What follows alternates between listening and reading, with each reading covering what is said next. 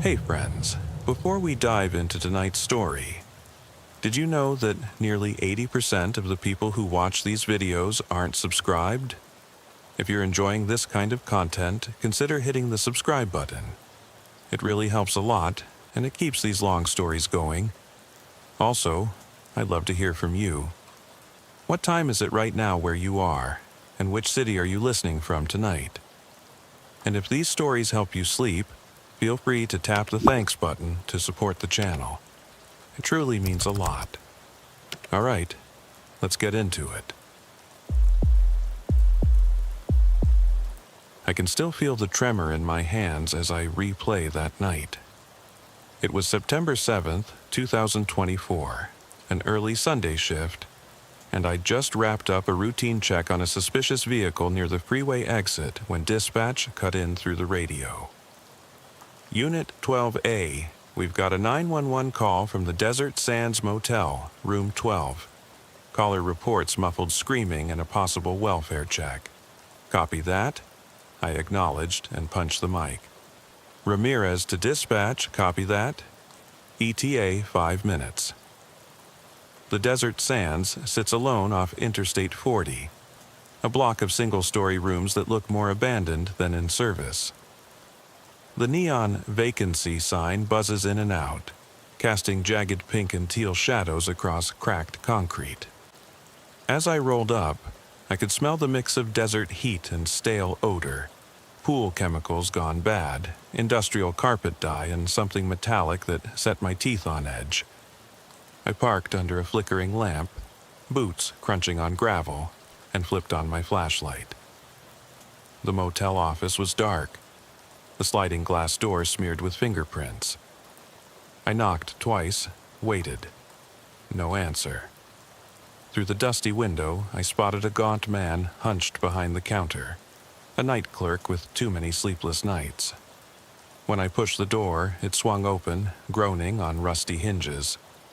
"Sheriff's office," I said, voice low but firm. "I'm here about a 911 call. Heard crying?" His eyes were sunken, darting like rodents in a hole. "Yeah," he whispered. "Came through our landline, said she needed help, then a bang, like furniture dropping. No one's checked room 12 in days." He gestured down the hallway with a trembling hand.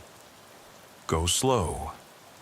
The corridor stretched off into darkness, beige walls marred by scuffs, each door numbered with fading black paint. At the far end, a single bulb sputtered, casting more shadow than light. My flashlight made the beams dance across torn wallpaper and warped floor tiles. I tried the doorknob on room 12, locked. I radioed dispatch for backup, then circled to the small window beside the door. It was cracked open, maybe 2 inches, just enough for someone to slip a hand through. I slid the latch and edged the pane higher until it caught. The air inside smelled of bleach and damp linen. I pushed the window fully up, propped the frame with my elbow, and climbed in, dropping silently onto threadbare carpet. The ceiling light was dead. Only the green glow of the digital clock on the nightstand pierced the gloom. 2:37. I hit the switch by the entrance. A single bulb snapped on, sputtering. The room revealed itself in patches, shadows swallowing half the corners. The bedspread was wrinkled, pillows askew. On the dresser, an old CRT TV glowed with static, the sound crackling through the room like distant radio chatter. The window's torn curtain fluttered, though the air was still. "Ma'am, sheriff's office," I called. "You okay in here?" No reply. My radio crackled. "Ramirez, backup en route, ETA 2 minutes. I found my partner's face reassuring until he wasn't there. I dropped my voice. "Stay close if you can hear me." The walls were paper thin. I heard the hum of the AC unit in the hallway, the distant roar of semis on the highway, and then, underneath it all, a soft, rhythmic thump from the closet, like someone leaning against the wall, shifting weight. My pulse kicked up. I drew my sidearm and eased toward the closet door, every instinct yelling to hold for backup. But if someone was hurt, I couldn't wait. I thumbed the lock off and swung the door open with my flashlight sweeping first. Nothing. Empty hangers and a threadbare robe hanging limp. My shoulders dropped, tension leaking out. Then the thump came again, this time from under the bed. I crouched and shone the beam underneath. Black leather boot tips. A man's face emerged, gaunt, wide-eyed, sweat beading on his forehead. He wore a gray housekeeping uniform, name tag peeling. Carl. I peered closer. "Get out," I ordered, voice tight. "Slow." He crawled forward, mask hanging loose, his hands splayed in front, palms up. I cuffed him without lowering the muzzle. "Stay there." I turned back to the bed. What had caused the call? I yanked the comforter aside. My stomach lurched. Dark red stains bloomed across the sheet. But no body, no blood pooled on the floor. The mattress was still damp, like it had absorbed something heavy. My radio lit up. Unit 12A backup on scene. Request status. I took a breath. One suspect in custody, no visual on victim. Room looks disturbed. I need an ambulance. Possibly injured party. I holstered my weapon, adrenaline twisting in my gut. Carl, the housekeeper, backed against the wall, eyes flicking between me and the bed. "He's not here," he said so softly, I almost missed it. "She's not here." I checked the nightstand drawer. Papers scattered, ID and credit cards gone. On the other side, the phone line was ripped out. I tugged on the receiver jack, wires hung loose like entrails. Whoever had called for help had disabled any chance of making another call. I knelt by the bed and ran my fingers through the sheet, lifting it slowly. The space underneath was empty except a single red hair, a long strand, coarse. It could have come from a rug or someone's sweater, but against the white sheet it was glaring.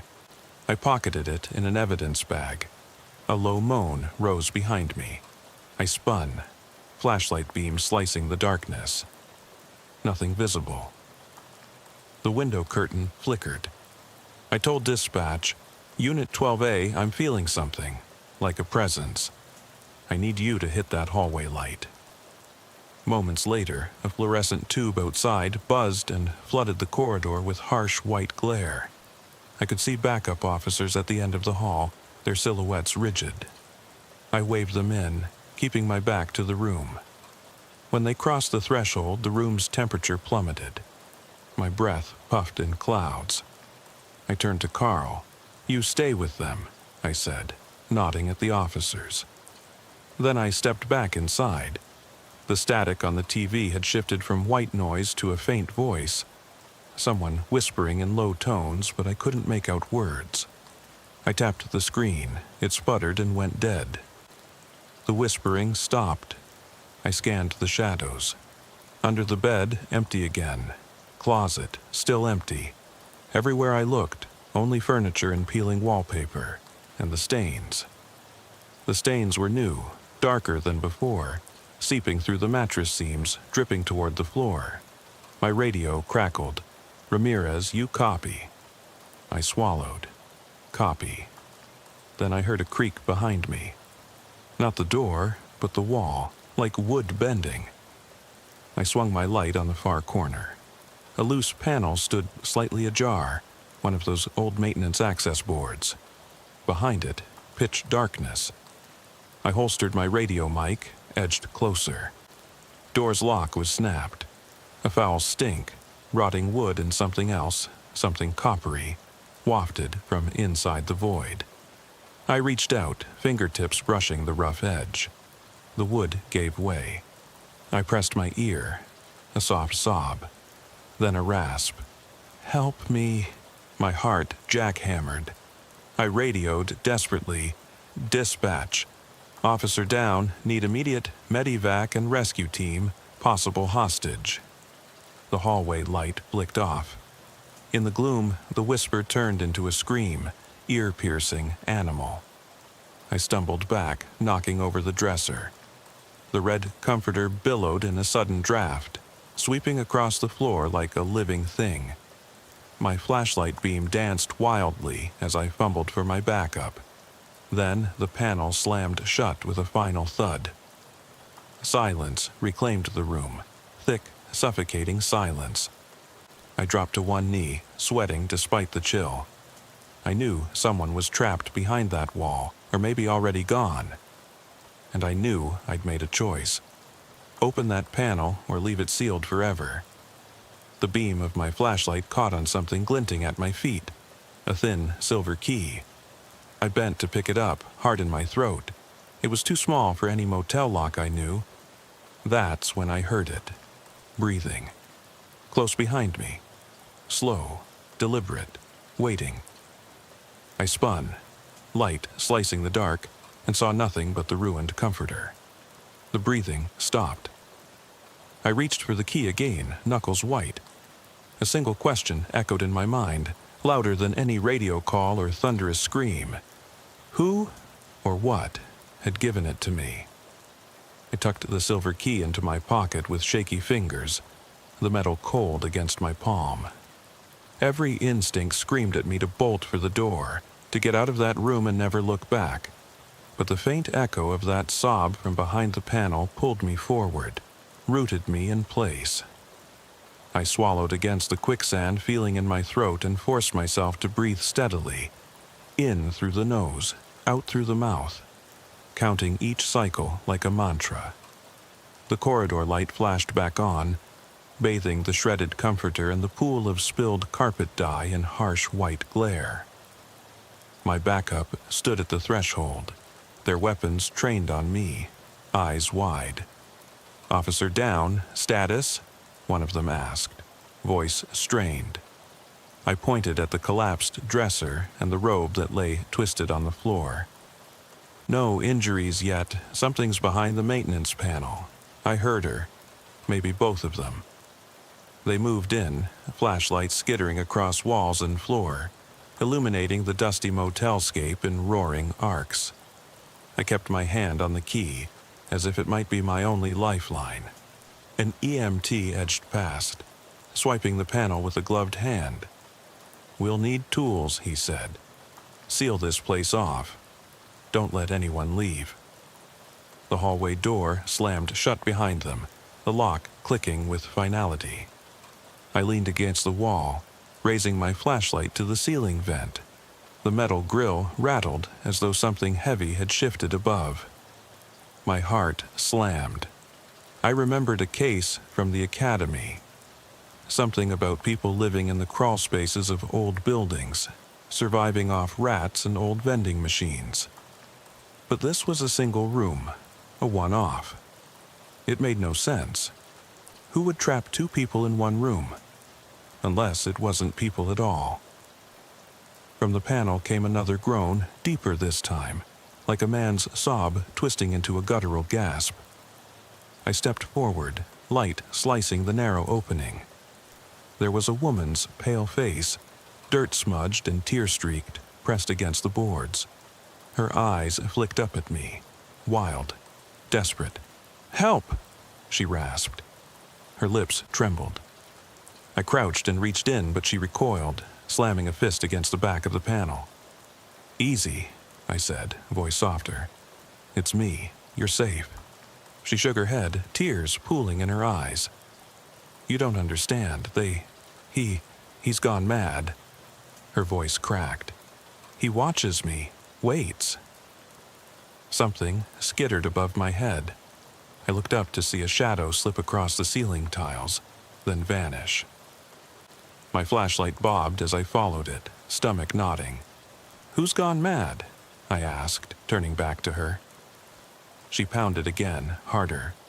"He's in here with me," she whispered. "He's under the bed. He killed her."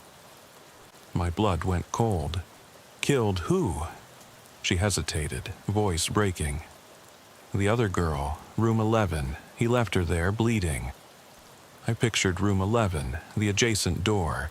No one had even reported activity there. It was supposed to be empty, as was 12 until tonight. The EMT knocked the panel aside with a pry bar. We threw the cover open. The crawl space was narrow, barely 3 feet tall, and smelled of rot and rust. The woman scrambled out, sobbing, her pajamas ripped and dirt-streaked. She clutched her side as though wounded, though I saw no blood.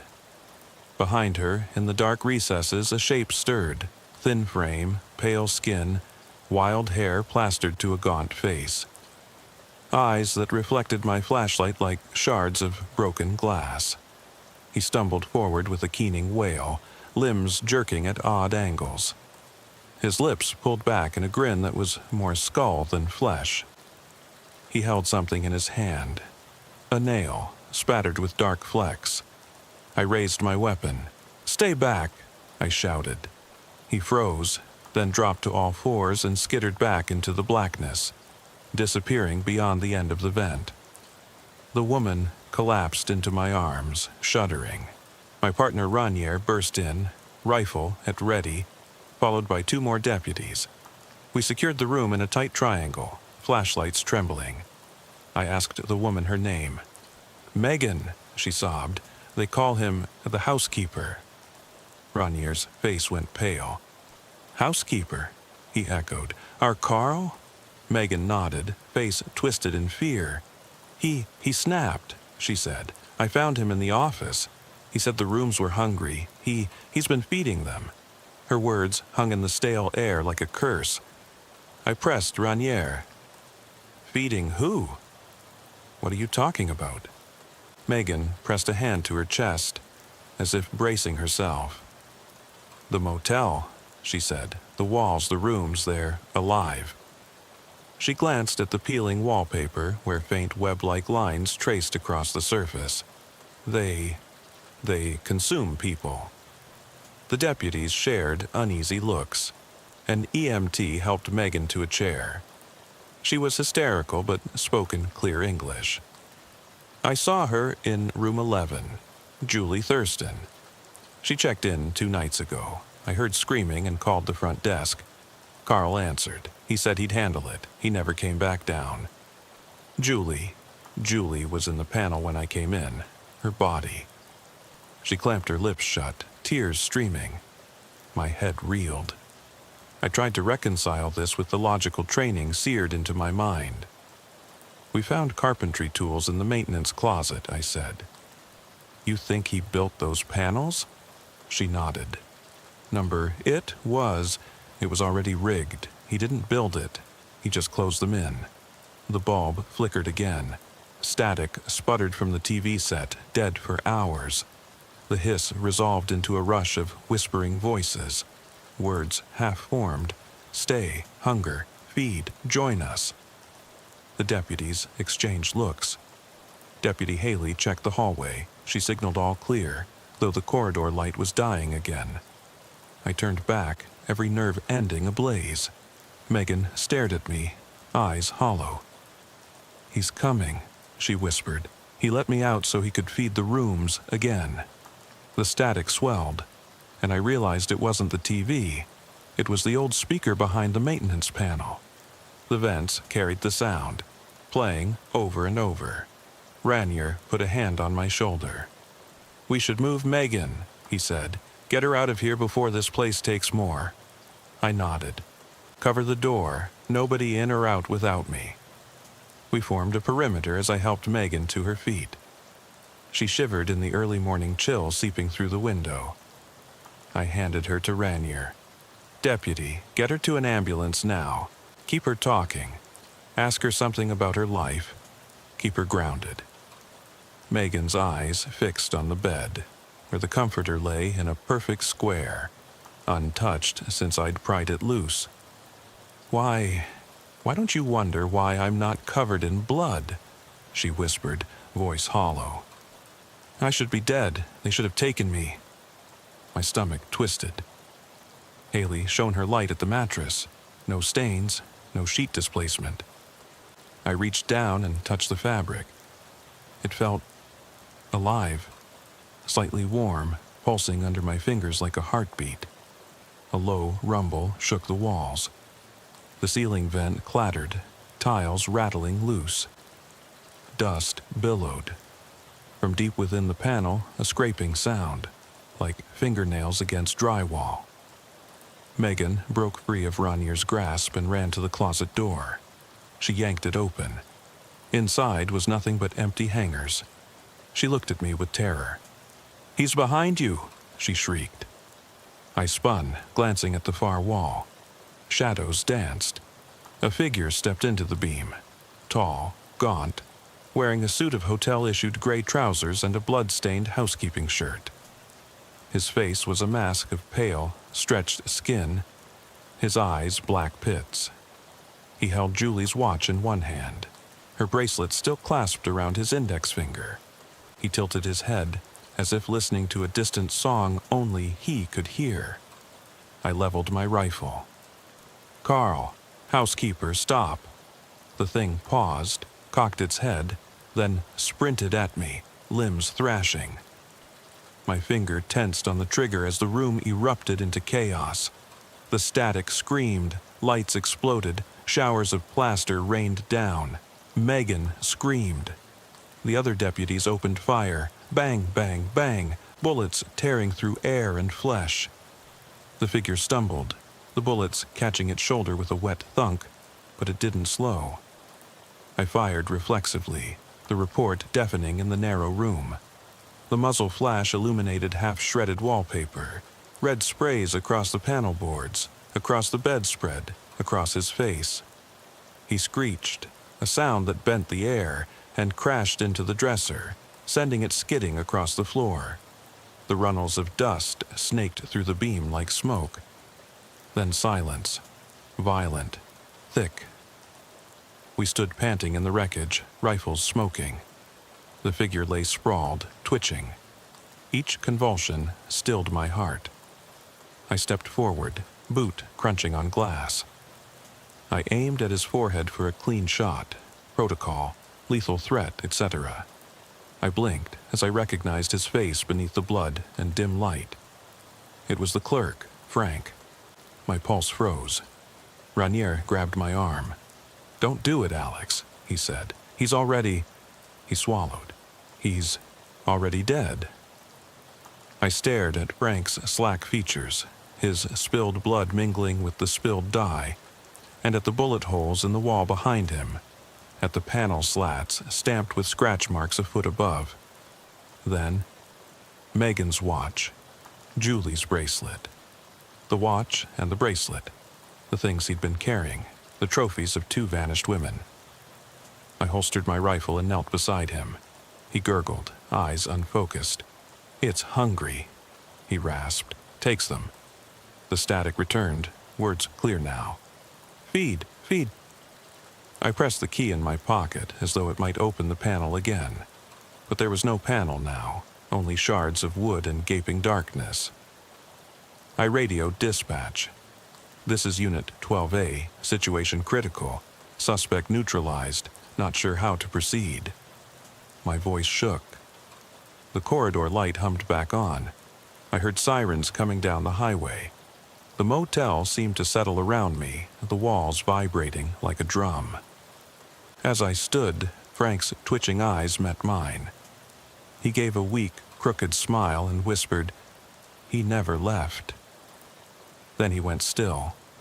I pocketed his name tag and the silver key, stepping over the ruin and out into the hallway. The neon vacancy sign pulsed through the window, casting the corridor in restless light. I listened to the static fading in my radio earpiece. Who, or what, still waits behind those panels, hungry for the next soul? I couldn't sleep that night. Every time I closed my eyes, I saw that panel door swinging open, heard Megan's gasp, felt the chill of that crawlspace air creeping up my spine. By dawn, I was already at my desk in the San Bernardino County Sheriff's Station, rifling through motel blueprints and incident reports. I taped Frank's name tag and the silver key to a manila folder labeled Desert Sands Motel, Unit 12A. But it felt less like evidence and more like a burial shroud. Deputy Ranier eyed me as I spread pages across my cluttered desk. "You're not seriously going back, are you?" he asked, voice heavy with concern, or maybe disbelief. I didn't look up. "I need to map the crawl space," I said, tapping a set of grainy engineering schematics. If Carl rigged that panel, he had to build the tunnel somewhere. This motel sits above old service ducts and abandoned sewer lines. I want to know where. He hesitated, then shrugged. "You sure you're fit for duty?" I managed a tight smile. No better time to check than while it's still fresh. Around us, the station hummed. Copiers, radios, dispatch calls. I grabbed my jacket and the folder, slinging it over my shoulder like a shield. By mid-morning, I was back on Interstate 40, the sun low but already merciless. The Desert Sands Motel looked worse in daylight. Graffiti on cinder block walls, sun-bleached vacancy sign hanging loose, broken bottles and cigarette butts scattered across the parking lot. I met Ranier and Deputy Haley in the office. Megan was gone, transferred to the county hospital for further evaluation, but her scribbled witness statement lay on the counter, reeking faintly of antiseptic.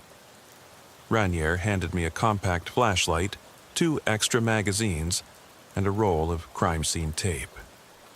Haley produced a portable camera and a thermal imager. We moved down the hall toward room 12's door. The old bulb over 12 sputtered, casting the hallway in a jaundiced glow. I slipped the silver key into the lock. Nothing. I turned it anyway. It clicked, but the deadbolt didn't budge. The lock was rewired from the inside. I cursed under my breath and jiggled the doorknob. "Door's super secure now," I reported. "Ah," he reinforced it. Haley shone the thermal imager at the walls. "Cold spots here," she said, pointing at a patch near the baseboard. The temperature reading dipped several degrees, consistent with an enclosed void. I pried off the baseboard with a screwdriver from my belt. Behind it, a dark gap, roughly a foot high, extended back into the wall. The edges were rough, splintered wood fresh with sawdust. "They started here," I said, leaning in. I handed a small GoPro camera down the crevice. Haley turned it on, feeding its feed to my handheld monitor.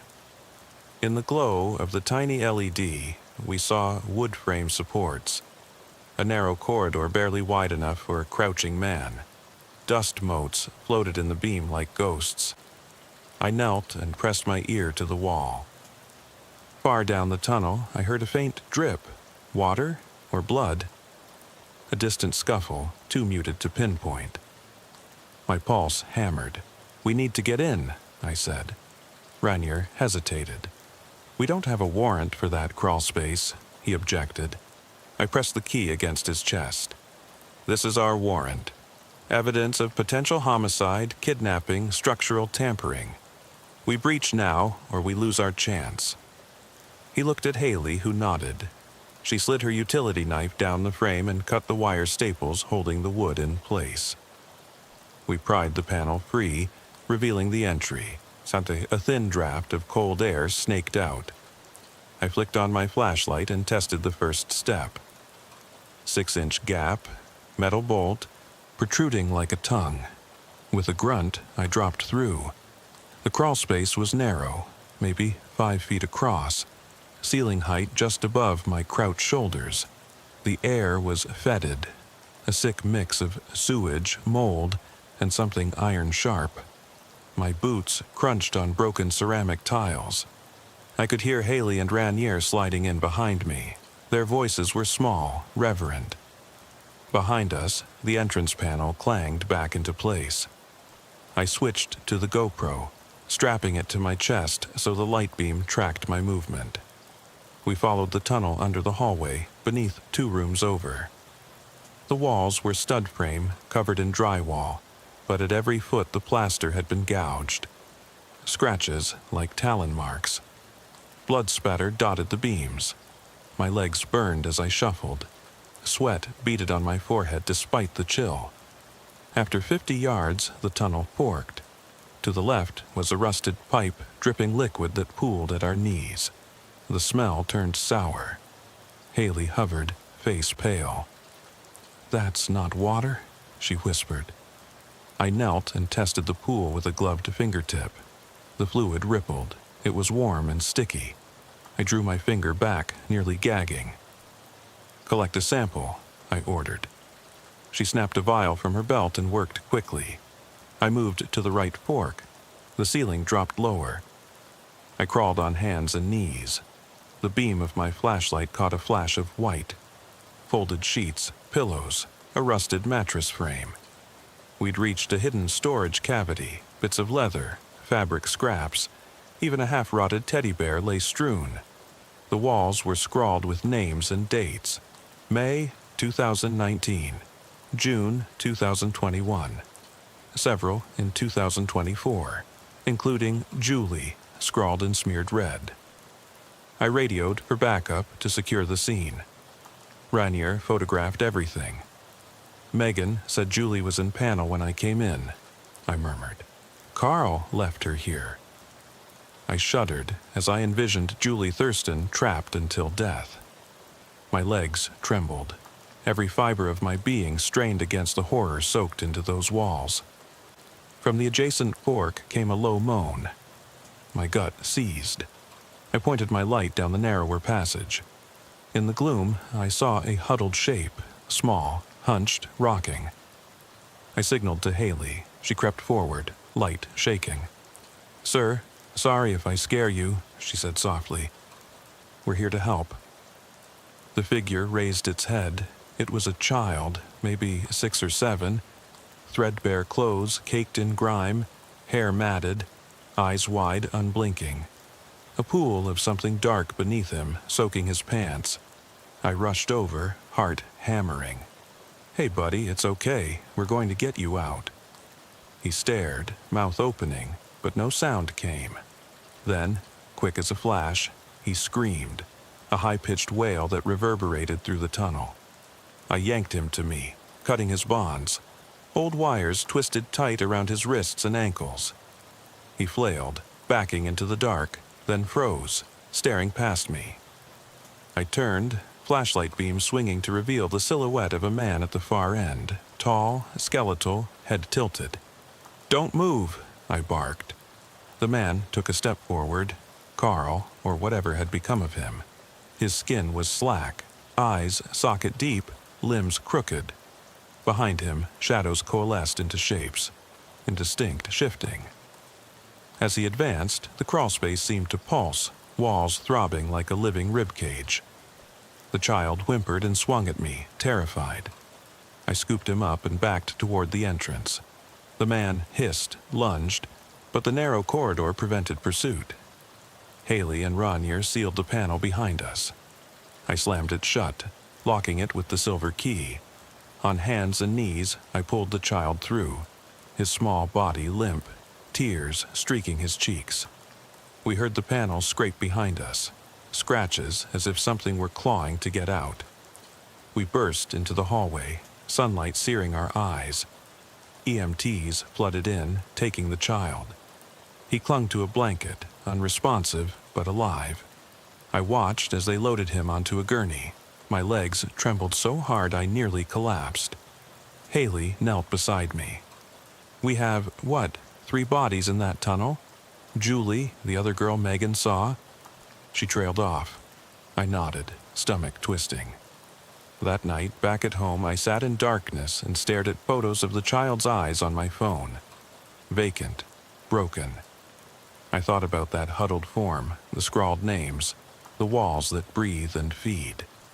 I thought about the silver key on my nightstand, taunting me with its promise of another door. Sleep wouldn't come. But at least I had tangible evidence now. Blood samples, DNA swabs, and a terrified survivor's testimony. Tomorrow, I'd write my report. I'd testify, brief homicide, start the long process of identifying the victims, and structural investigators would tear apart that building from foundation to roof. But tonight, I sat in the silence, listening for the faint hum of static, wondering where the next panel might be, and whether I'd ever be ready to open it again. When I woke the next morning, the photograph of that little boy's hollow eyes was still open on my phone. I stared at them until my coffee grew cold, then, dressed in uniform with hands that trembled more than I liked to admit, I told myself I was going back one last time, just to collect the last pieces of evidence, to close off the scene for good. But deep down, I knew I was chasing something I would never outrun. The station was quiet as I arrived, everyone still slogging through paperwork from the night before. I met Haley in the hallway outside homicide. She handed me a stack of lab reports. The fluid from the tunnel was a mix of decayed human proteins and industrial solvents used in late 1960s motels. The hair strand matched Julie Thurston. Blood on the carpet tile was a match for Megan. The child's DNA was unknown. I tucked the reports into my vest pocket and nodded. "Let's finish it," I said. Ranier was waiting outside Desert Sands, his patrol cruiser idling in the lot. His face was drawn in pre-dawn light. "You sure you want to do this alone?" he asked. "We've got crime scene techs coming." I forced a grin. "I need to see the office again, where Carl first went off the rails." He shook his head. "All right, but I'm on comms. You say one word, I'm in there." I patted his shoulder. "Roger that." The motel office felt smaller in daylight. A cramped space with a pool of fluorescent light falling over a sagging countertop. I pulled on latex gloves and stepped behind the desk, nose wrinkling at the stale coffee grounds and industrial carpet cleaner. On the back wall, the landline jack had been pried free, wires frayed. I traced a fingertip along the exposed copper, then pulled out my mini flashlight and inspected the underside of the counter. There, scratched into the wood in Carl's spidery handwriting, was a date. August 15th, 2024, 5 days after Julie checked in, and a single word below it: feed. My heart stuttered. I took out my notebook and copied the carving. Then I tapped the desk phone against the underside again. No tone. I pressed the receiver button, the red one that cuts power to the speakers so you can listen unnoticed. Static hissed. I dimmed the lights and held the receiver close. There it was again, low scratching, like something moving just behind the wall. I pulled the cord. The scratching stopped, then scratched at the counter's edge. I dropped the phone, cold sweat breaking out. Ranier's voice crackled in my earpiece. "Status?" I exhaled loud. Probably just a rodent, but mark it, entry point. I straightened and stepped out into the lobby. Haley met me with blueprints and a small thermal camera rig. "They've mapped the tunnel," she said. "They're ready to fill it in after you sweep the rest." I nodded. "Good." I paused by the glass window overlooking the parking lot. A lone tumbleweed had caught under the bumper of a rusted Chevy. Every breeze stirred it like a restless ghost. We moved back along the hallway to room 12. The door looked unchanged. Same scuffs, same faded 12. I slid the silver key into the deadbolt. This time, it turned and unlocked with a faint click. The door swung open to the smell of bleach and old carpet fiber. Flashlight beams crisscrossed the empty room. My gaze snagged on the dresser drawer where Julie's ID had sat, now empty. I knelt and swept the carpet threads with a lint brush. Under the bed I found fragments of black plastic, pieces of a hotel keycard reader. Haley photographed each shard. "He must have smashed the reader to cut power," she whispered, then rigged the panel. I shivered. He sealed them in to let the walls feed off them, I muttered. We moved to the closet. The hangers were still missing. I could see new, shallow grooves where Carl had scratched initials. The victims' names, I realized. carving their presence into the wood itself. I stepped into the tiny crawlspace once more. The entrance panel was off its hinges, the silver key lying on the floor. I picked it up. "He left it behind," I said, voice echoing in the tight tunnel. Ranier's voice came faintly. "They're ready to backfill as soon as you clear." I wiped sweat from my brow and took a deep breath. "Let's go." Back in the office, I interviewed the night clerk's replacement, some kid named Marcus, barely out of high school. His eyes were wide, haunted. "I heard the static," he said. "I swear, at night I'd hear it. Voices from behind the walls. I thought it was old wiring, tinnitus, something." I nodded, scribbling. "Then I heard scratches." He swallowed and nodded, voice trembling. "Felt like nails. And once I swear I saw a face peek through the reception window, though no one was out there." My chest tightened. "You left the desk and checked?" Marcus nodded vigorously. "I ran out, came back an hour later, and the door was open. The window latch was unhooked." I closed my notebook and stood. "Thank you. I'll need you to come down for more questions." He looked as if he might crumble to the floor. I patted his arm. "You did the right thing." The sun was higher now as I stepped back into the hallway. The corridor smelled of stale air and disinfectant. I tapped my comm. "Haley, status?" She said they'd started the backfill, shoring crews crawling in behind me. I grabbed my flashlight and checked room 11, the next door over. The lock was fused. Someone had glued it. I forced it open with a shim. Inside, the bed was neatly made. No stains, no sign of disturbance.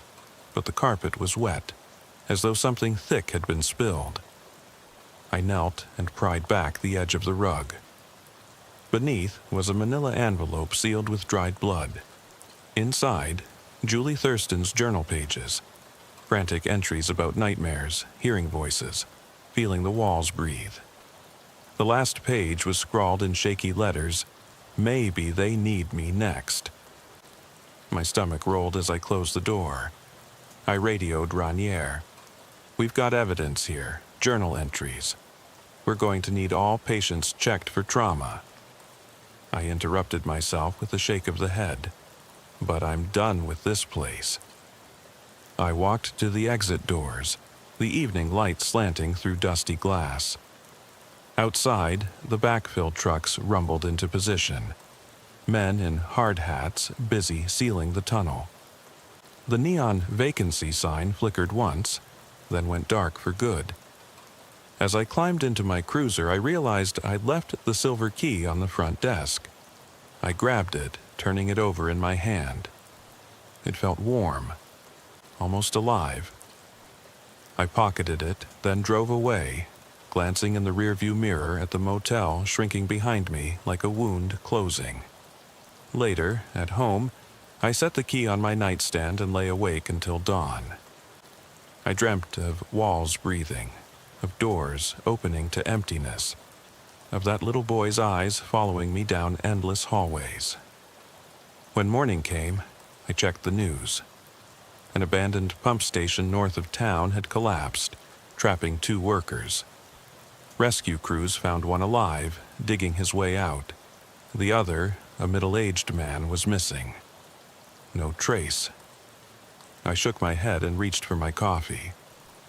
I don't know whether to file that under coincidence or something far darker. The world feels like a set of old motel rooms now. Rooms stocked with hidden panels, hungry walls, and keys that open nothing but nightmares. And I keep wondering, late at night, when I'll hear that faint static behind my own walls, and whether I'll be brave enough to pry them open once more. I woke to the shrill ring of my phone. Dispatch calling for an update. The room was dim, curtains still drawn against dawn's glare.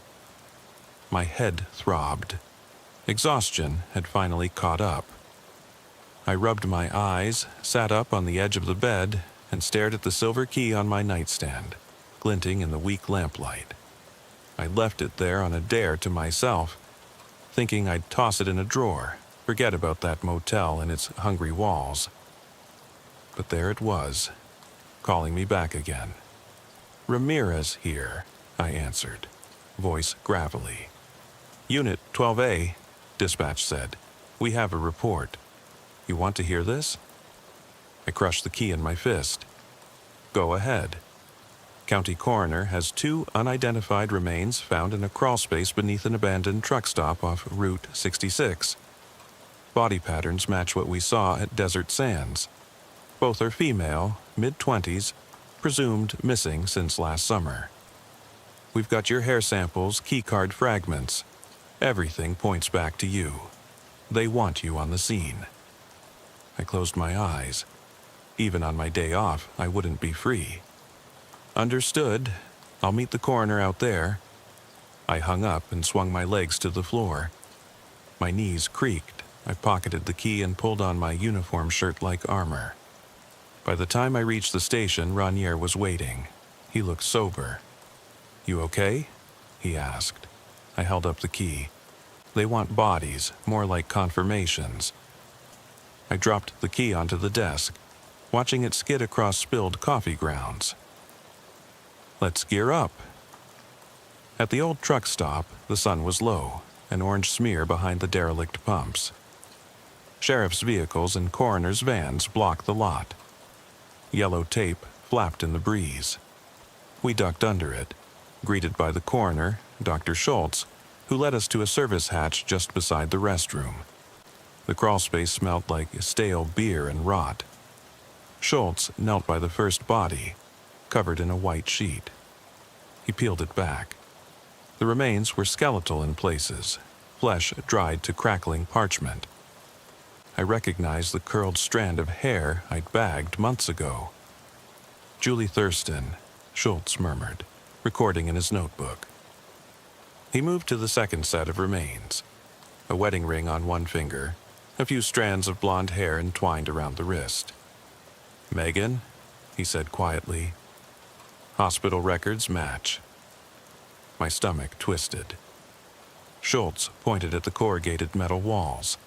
Rust flakes littered the floor. "He dug here," Schultz said. "Ran a tunnel from under the women's restroom, back through the maintenance bay." I traced my flashlight across the uneven joints. The walls flexed faintly, groaned. I raised an eyebrow. "Did you hear that?" Schultz frowned. I shook my head. A deputy knelt at the far end, pointing at a third skeleton emerging from the dusty soil. Unknown, no prints, no reports. He tapped berries of dried blood on the collarbone.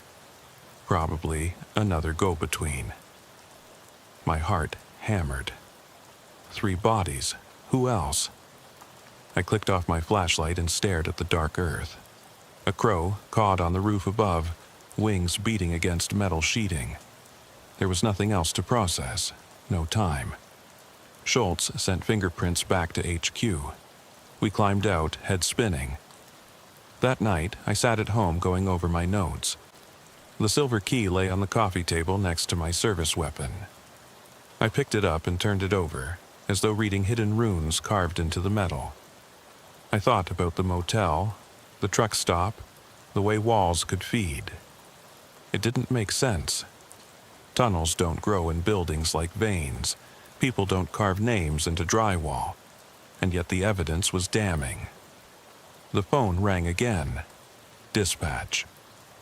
"Ramirez, urgent. Another body found. Identified as a missing bartender from Bakersfield. Clothes match what we recovered from that Motel 12 room. They found her stuffed behind the laundry chute at a burnt-out Holiday Inn in Barstow." I ran my hand through my hair. "On my way." I drove through the night, the miles fluorescent in my headlight beams. At each exit, I saw the same lonely motels and abandoned rest areas, the same blinking vacancy signs.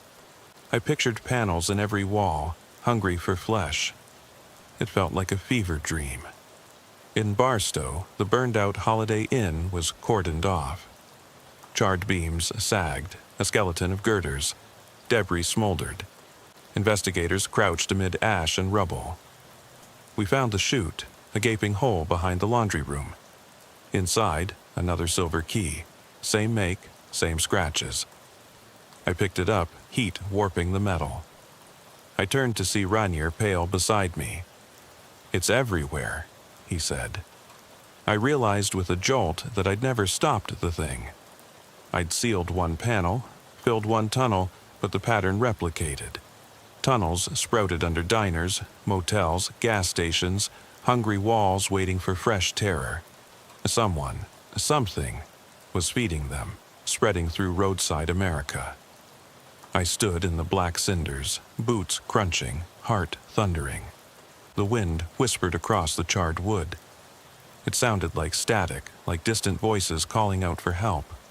I clenched the silver key, my hands trembled. I drove home as dawn broke, sky pale blue, stained with smoke. At my front door, I paused. The air felt thick. I reached into my pocket for my keys, only to find not my house key but the motel key. My pulse spiked. My own key ring, in my uniform pocket, lay empty. The motel key gleamed at me, demanding I use it. I backed away, head spinning. My own door was locked. I fumbled for my phone, no signal. I turned to the facade of my house. Silent siding, dark windows. My reflection in the glass looked gaunt, hollow-eyed. Behind me, a faint tapping, like fingernails against a panel. I tore off my service badge, dropped it in the driveway. The key burned in my palm. I looked up the street. Neighbors' houses, neat lawns, nothing to suggest horror lurking behind painted walls. And yet, I heard the tapping again, closer, coming from inside my own front door. I swallowed, stepping toward the keyhole. The key begged to turn, to unlock something in my mind, in the world. I hesitated, breath caught in my chest. One more panel to open, one more victim to find, or maybe the final truth, buried in the dark spaces beneath towns. I raised the key. My hand shook. What would I find on the other side? I remembered the exact moment the alarm in my cruiser buzzed to life. 2:17 hours on June 14th, 2023. I was parked just off the shoulder of Interstate 40, watching the neon motel sign pulse like a heartbeat. Vacancy. My partner, Barnes, was fiddling with his coffee thermos, the engine's hum drowned out by the whisper of desert wind rattling the cracked asphalt. Dispatch cut in sharp and clipped. 10:22, we've got a hang-up call from room 12 at the Highland Vista Motel. No other details, check welfare. I glanced over at Barnes. He shrugged. "Probably some kid in there messing with the phone," he muttered, voice low and calm. The kind of calm that comes from handling roadside shootings and two-car pileups without blinking. We slid out of the cruiser, boots crunching gravel, and approached the weathered front desk. The clerk, a petite woman with dark circles under her eyes, looked up like we'd just woken her from a nightmare. She introduced herself as Marisol. "Room 12 called 911, she said, voice barely above a whisper. All I heard was a moan, then nothing. Line went dead. She handed me a scuffed keycard, the edges worn. He checked in 2 hours ago, paid cash, no name on file, just a hooded guy, said he'd head out first thing. I flashed my badge.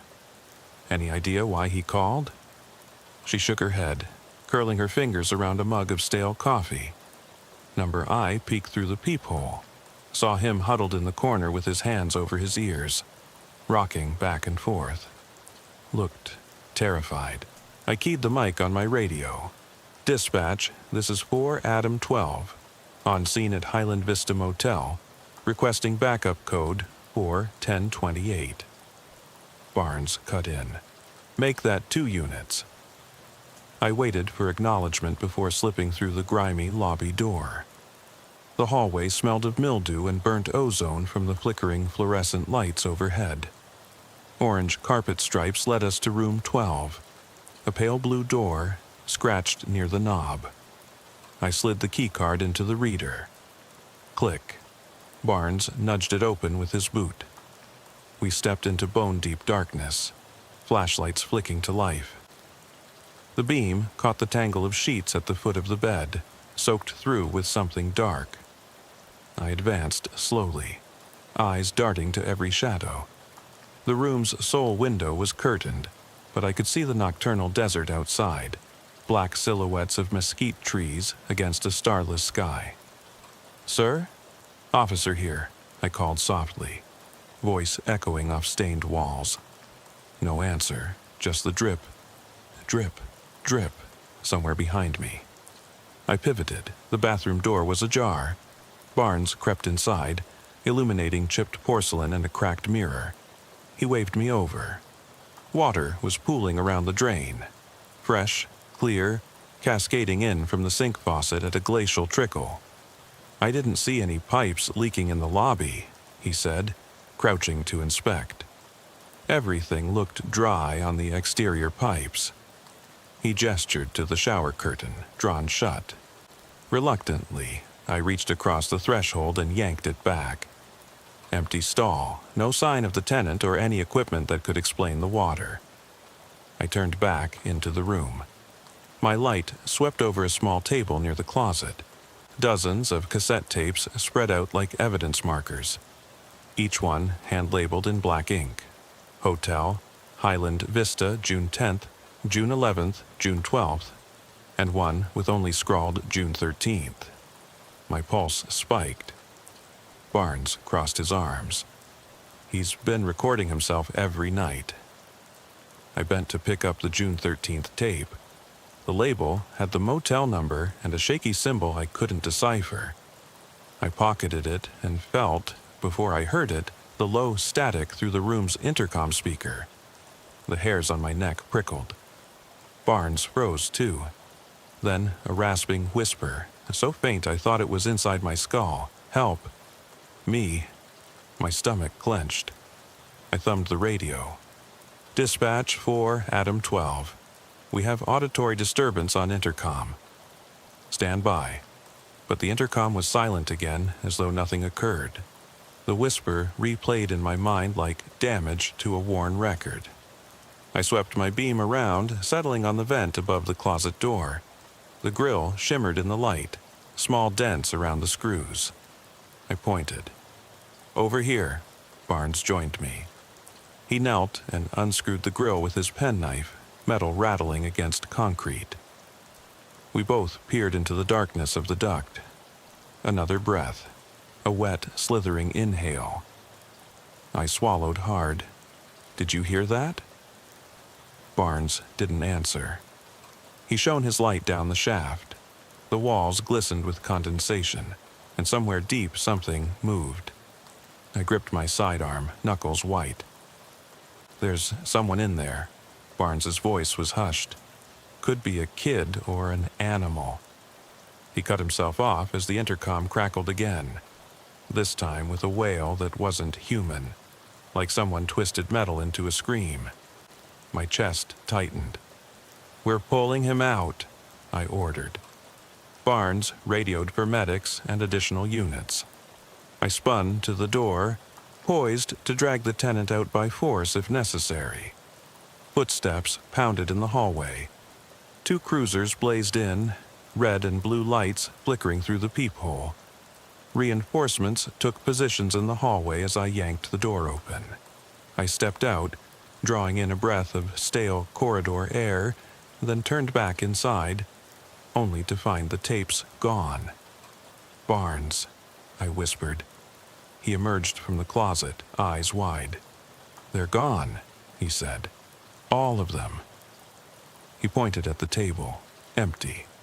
The intercom sparked, and a guttural growl slithered through the speakers. I grabbed the receiver next to the phone. "Dispatch." The line was dead. The only sound was that growl resonating through the motel's veins. My flashlight beam quivered as I advanced toward the vent, every instinct screaming to get out. Then a voice, louder, more urgent, ripped through the grill. "They're here! They're here!" The words were soaked in terror, each syllable dragging into an unearthly echo. I staggered back. Barnes shouted, "Get the door!" Officers forced the door open. The hallway flooded in, lights cutting through the gloom. I turned, expecting an empty room, but instead, a single cassette tape lay at my feet. I picked it up with gloved fingers. It bore just one date, June 14th. I looked up at Barnes. My heart pounded so hard I thought it would burst. The tape began to spin in my hand, a whisper pressing against my palm. "Don't leave me." And then, a sudden snap of the overhead light, plunging us into silence. Barnes yanked the backup lights on, but the moment they flickered over the room, everything snapped back to darkness, as though the motel itself inhaled and pressed us into silence. My heart thundered in the pitch black. I could feel Barnes's hand on my shoulder, cold and trembling. For a breathless second, we stood there, two officers swallowed by the void of a room that shouldn't have existed in such darkness. No power, no windows, no escape. Then I heard it again, the rasping whisper through the vent. "Please, don't go." It dragged through the ductwork like a rusted hinge, shaking dust down onto my cap. Barnes cursed under his breath. I fumbled for the door frame, my flashlight still clipped to my belt. "We need to get out," I said, voice hoarse. He nodded, fumbling in his pocket for his radio. The buttons stuck together. "Dispatch for Adam 12, need immediate evac." The line crackled, but no answer, only static. We backed toward the door, feet sliding on wet carpet. Behind us, the growl tremored in the vents. It sounded angry, animal maybe, but no creature on earth emits a sound so full of sorrow and rage. I kicked the door open and tumbled into the hallway. Barnes slammed it shut, deadbolt snapping into place. Outside, the other officers were huddled at the threshold, weapons drawn, lights dancing over mold-spotted walls. Sergeant Ruiz was the first through. His bulk blocked the corridor. "What happened?" he demanded, breath ragged. I swallowed. Power went out, intercom, vent, heard voices. I pressed a shaking hand to my helmet lamp. And the tapes disappeared. He squinted into the gloom. "We heard them call for you, then nothing." He turned to Corporal Hale. "Get a status on the breaker box." Hale sprinted off down the corridor. Moments later, sparks flickered from the utility closet across the hall. The breaker box door lay open. Hale crouched inside, toggling switches. Nothing. Then he slapped a panel. Lights roared back on, but only in the hallway. Room 12's door remained a dead black square, unresponsive. Sergeant Ruiz and I exchanged a look. He motioned for me to take point. Barnes and I crept back to the door, inhaling the musty motel air that smelled of hot wiring and stale fear. I slipped the deadbolt with my keycard, still responding, then the latch. "On 3, I whispered. 1, 2, 3. I pushed. The door moaned open. My mag light stabbed into the room first, carving a swath of clean white through the low ceiling. Everything lay exactly as before. Sheets tangled at the foot. Water pooled in the bathroom. Closet door slightly ajar. Only now, behind the mattress, a figure crouched. I flicked my light. There. A man, shirt drenched, eyes wild, face streaked with tears and grime. He was shaking violently, rocking like Marisol described. Barnes and I rushed in. I reached for my cuffs. "Sir, hands where I can see them," I ordered softly. He flinched, stuttering. They're under the floorboards." I frowned. under the floorboards. The carpet looked seamless. I scanned the floor with my light. No seams, no raised edges. "Who's under there?" His voice tremored. They live below the walls. They move when I sleep. They breathe." He pointed at the floor vent near the bathroom. I heard them scrape, saw them press their faces at the grill. I moved to that vent. Barnes knelt and pried the cover off. He aimed his light inside. Nothing visible, just the duct stretching into shadow. The man started sobbing. "They want me to stay, they need me to stay." Then, without warning, a voice behind us rasped, "Now, they need you to stay." We spun. No one. Only the silhouette of the unsteady guest against the far wall. My pistol came up, beam slicing the dim corners. Barnes flanked him. "Who said that?" I demanded, voice rising. The guest ducked, shoulders trembling. "It wasn't me." He pointed at the bathroom. "In the mirror." I trained my light on the cracked bathroom mirror. At first, I saw only splintered reflection.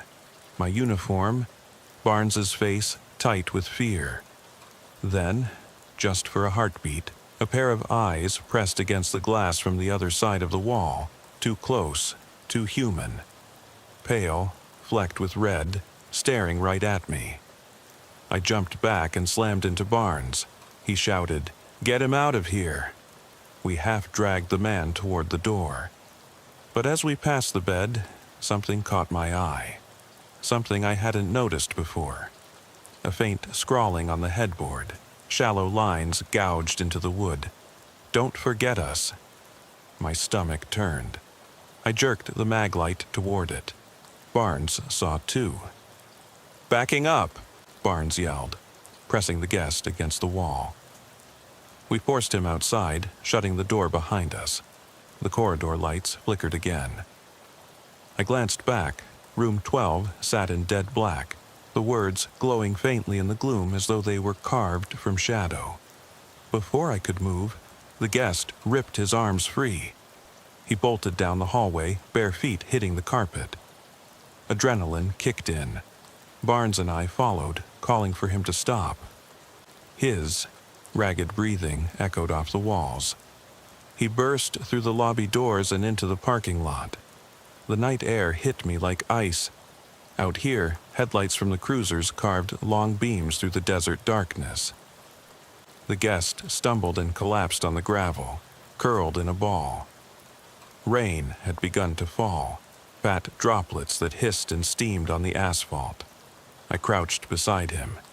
His eyes flickered open. "They're outside," he whispered, voice cracking. "Watching." I swept the cruiser lights across the dunes. Nothing moved, only mesas and moonlit scrub brush. I scanned the motel facade, windows staring blankly back. Sergeant Ruiz hustled up.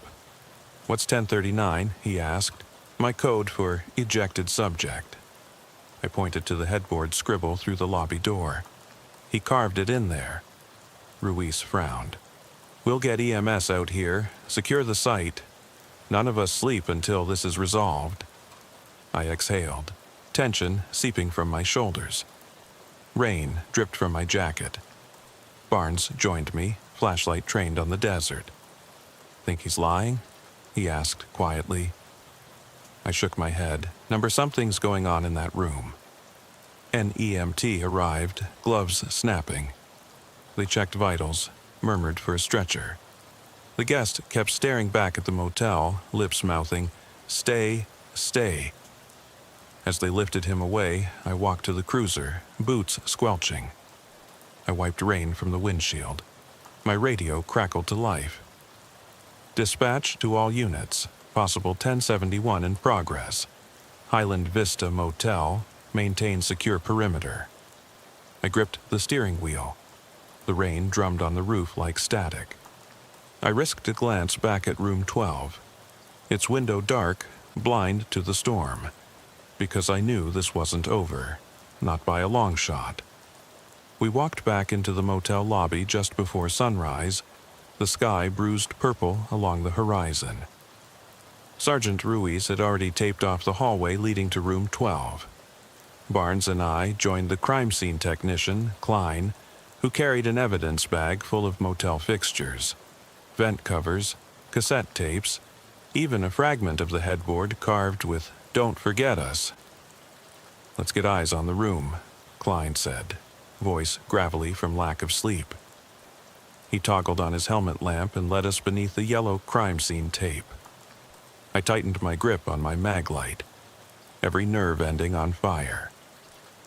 We entered room 12 through the unlocked door. The carpet still pooled with water near the bathroom threshold. Klein snapped photographs of the wet footprints. 2 sets, I noted, as though someone had limped in the dark. He bagged one vent cover, then went for the second by the bed. As he unscrewed it, I shone my light into the duct. Something caught my eye. A smear of dark red along the lower edge of the grill, almost as though the metal itself had bled. Klein frowned. "That's new.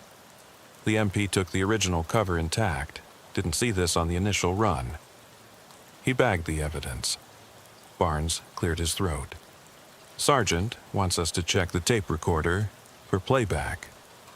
He lifted up the radio tape player, now evidence item number 7, and Klein handed him the cassette labeled June 14th. Barnes loaded the tape, pressed play. Static crackled, then a voice, not the tenant, but someone whispering directly into the phone handset. "Officer, they said you'd leave, but we heard you." A low hum, like breathing through a wet cloth. Come back, please." My pulse thundered. Even through the speaker, the tone was wrong. Too intimate, too hungry. Barnes hit stop. "This doesn't match what we heard on the intercom," he said. That was at least 3 voices, layered. Klein tapped his pen against the evidence notebook. "Log this discrepancy. Also, the cuts on the headboard, fresh gouges. Someone's been inside since we left." I caught my reflection in the cracked mirror, dark circles, unshaven. But I couldn't look away from the vent beneath it. I knelt and ran a gloved finger along the slick smear. Blood, I realized, not rust. Fresh. "Get samples," I ordered. Klein nodded and swabbed it. I scanned the room again. The cassette tapes from previous nights were gone, replaced only by the June 14th tape. The bathroom water was still running, though the sink faucet was off. A siphon had to be in place. I traced the supply line under the sink. Rubber tubing led to the shower drain, then disappeared beneath the floorboards. Barnes crouched beside me. Why rig the water? To cover something? Mask a sound? I stood. Or to drown something deeper in the walls. I crossed to the bed, kneeling beside the mattress. The sheets were tangled in a heap, but no signs of struggle. Just heavy impressions like someone sat there for hours. The headboard carving had another message I hadn't noticed before, faint beneath the first. "Please." I traced it with my flashlight beam. A sudden thump rattled the plumbing inside the walls above the bed. I jumped, heart in my throat. Barnes drew his weapon. We both listened. Another thump, slower, deliberate. It sounded like knocks coming from inside the wall itself. "Tap back," I whispered, raising my voice so Klein could hear. I tapped the plaster. 1, 2, 3. The wall seemed to vibrate in reply, almost like it flexed under an unseen hand. Barnes shook his head. "This is beyond me." Klein called over his shoulder. "I'm going to check under the floorboards." He backed toward the bathroom, prying up a loose plank with a screwdriver. Water seeped from the edges, soaking into the subfloor. He lifted back a board to reveal a narrow crawl space, its splintered wood slick with water. He shone his lamp down. A dark cavity, barely 2 feet deep, but wide enough for a person to crawl through. My stomach clenched. How many people fit in there? I asked. Judging by the width, 2, maybe 3 if they huddled, Klein said. But this looks older than the motel, original slab foundation. They'd have to tear a big hole in the drywall and floor.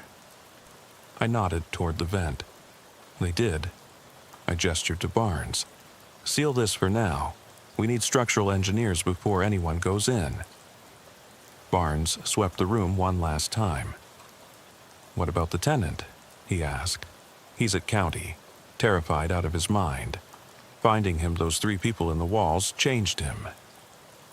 I rested a hand on his shoulder. Maybe he wasn't wrong. As the forensics crew boarded up the vent and nailed down the plank, I stepped into the hallway. The early morning shift change buzzed through the thin walls. I called Marisol, the clerk, onto the landing. She looked pale as a sheet. I need you to detail everything you saw before you left, I said. She wrung her hands. I told you I saw him rocking in the corner. Anything else? I pressed. She glanced back at the sealed door. I thought I saw faces in the window. Not the guest's face. Smaller, shadowy, but it was raining so hard I couldn't be sure. Rain still pattered against the roof. I looked over my shoulder at the metal-grilled window high above the lobby door. You're sure? She nodded, eyes wide. I exchanged a look with Barnes. We need to get that window boarded up. We descended back to the lobby, and I radioed dispatch. All units secure Highland Vista Motel. No one in or out except crime scene investigators. I want perimeter secured until structural review. Heard the click on the radio. Orders would follow. I walked outside into the pre-dawn chill. The motel parking lot was deserted, except for our cruisers and the rain-slicked dunes beyond. I peered back at room 12's window, now boarded, and felt the weight of 1,000 eyes pressing in the darkness. Is this really just 3 people in the walls? Barnes asked quietly. I shook my head, numbered something else. Something preys on fear, and it learns. He frowned. Learns what? We'll find out, I said. I cracked the door of the cruiser and slipped inside, heart still hammering. Inside the console, I retrieved the motel's security log. They had a single camera pointed at the lobby, but no hallway cams. The log showed the hooded guest arriving at 0047 on June 14th, paid cash for 1 night. No other entries. The next line read, 0512. Maintenance called to check water leak, no maintenance present. Water leak? That meant someone else had cut the pipe and rigged the hose. I closed my eyes. We sat in silence while the rain washed the windshield. Barnes pocketed the security tape, labeled Lobby Cam June 14, 2047-0512. It was the only visual record we'd get. Dispatch wants a sit rep, he said, checking his watch. They're sending a team to Bristlecone Hospital to interview the guest again. I nodded. Do it, and run his prints through ACIC, see if he has any mental health calls on file. This crosses lines. Barnes leaned back, exhausted. Why do I feel like we're missing the point entirely? I turned to him. Because we are. We're treating this like a crime scene. But it's not just a crime, it's something else. At that moment, the cruiser radio crackled with static, then a voice I didn't recognize. Distorted, low. It said, "Don't delay us. We belong inside." I tensed. Barnes, did you just hear that? He tapped the speaker. Only static. I stared at the radio, dread pooling in my gut. We were only beginning to understand what inside meant. And once it invited us in, I knew there'd be no turning back. I looked at the motel's silhouette against the storm clouds. Through the boarded window, a faint shape moved. Too tall to be human, but unmistakably watching. I swallowed hard. We go back, I said, voice steady. "Tonight we finish this." Barnes met my gaze, resolution in his eyes. Together. And in the distant howl of the desert wind, I heard it again. Together. Never apart. We drove off toward the station, lights off, the Highland Vista Motel shrinking behind us, its heartbeat still echoing in our chests. We returned to Highland Vista just after midnight. The rain had ended, but the damp desert air still clung to our uniforms. Barnes drove. I rode shotgun, fingers tapping the dashboard. Behind us, 2 patrol cars, one hauling the structural engineer from county, the other carrying Klein and an evidence technician. I glanced at my watch. 0007, June 15th. Exactly 20 hours since our first entry into room 12. Barnes cut the engine in the lobby parking lot. We slipped out, boots soft against the gravel. The motel's neon vacancy sign hummed overhead, flickering like a dying eye. Inside, the corridor was silent except for the low police radio static we'd left on for recording. Sergeant Ruiz met us at the end of the hall, clipboard in hand. His face was set like stone. "Structure's sound enough for a targeted breach," he said. "Engineers ready." We nodded, weapons drawn but held low. Klein followed behind the engineer, an older man named Jacobs, wearing a hard hat and carrying a floodlight. Jacobs clicked on the beam. It cut through the darkness like a spotlight. "Ceilings and floor look stable," Jacobs murmured, sweeping the room. "But walls are thin. I'll need to open one section at a time." I slid the crime scene tape aside and met Barnes's eye. "You ready?" I asked. He swallowed. "As I'll ever be." We stepped into room 12. The air was colder here, despite the temperate night outside. Water still trickled from the bathroom drain, pooling on the sagging carpet. The headboard carving, "Don't Forget Us," glowed in the engineer's light, jagged and desperate. Jacobs knelt by the bed and marked a square on the drywall with chalk. He measured and drilled pilot holes, then tapped with a rubber mallet. I heard the hollow thud of space behind the wall, followed by a distant skittering, like fingernails on the studs. Barnes pressed his pistol against his thigh, flashlight beam dancing. "Dispatch to 4 Adam 12, I said into my radio. "We're breaching wall section Alpha. Stand by for possible entry." Static hissed back. "Copy, 4 Adam 12. All units, stand by." Jacobs lifted the drywall panel. Dust and damp plaster fell away, revealing a narrow cavity littered with shredded motel carpet and fragments of metal lath.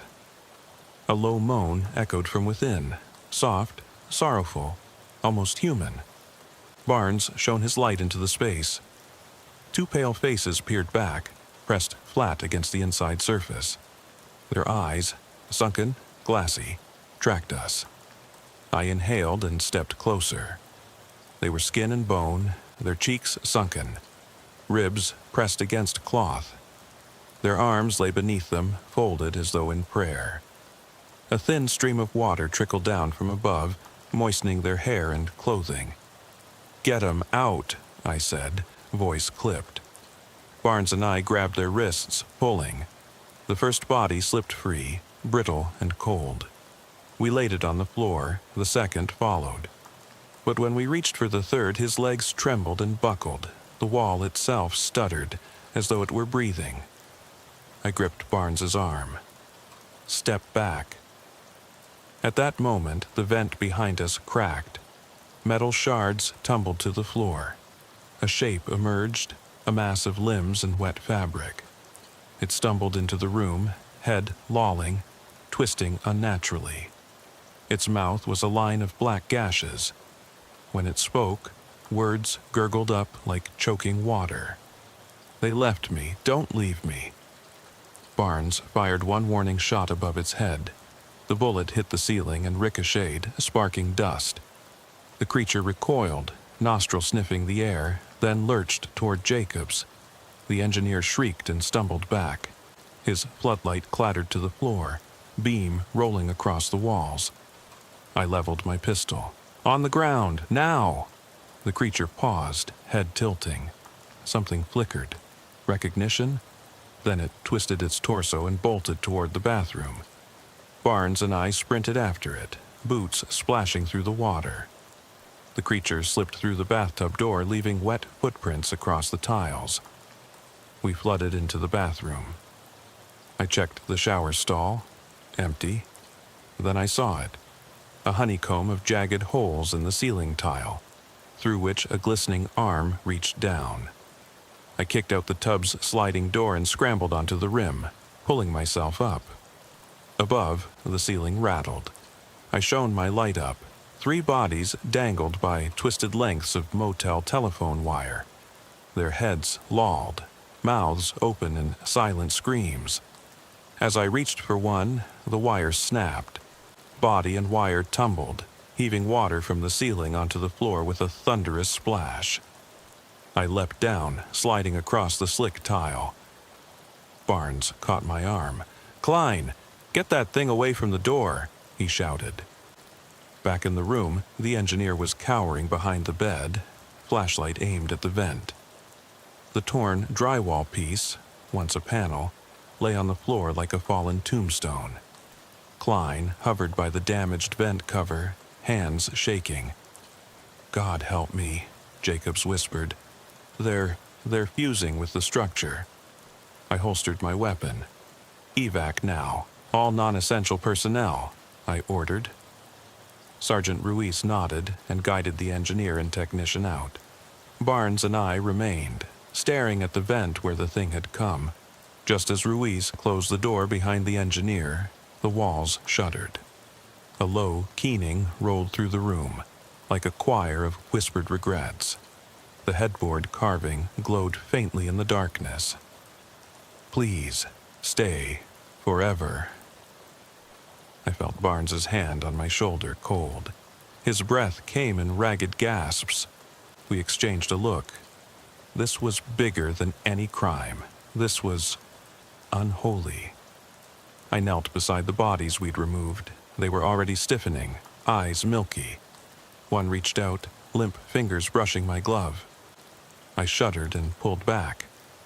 "Dispatch," I said, voice steady. 4, Adam 12. We have multiple fatalities, structural compromise, unknown entity. Recommend hazmat, SWAT, fire, First Amendment religious de-radicalization team. Hell, call everyone. Static crackled. "Copy. Command is dispatching all available units." We stepped back to the threshold.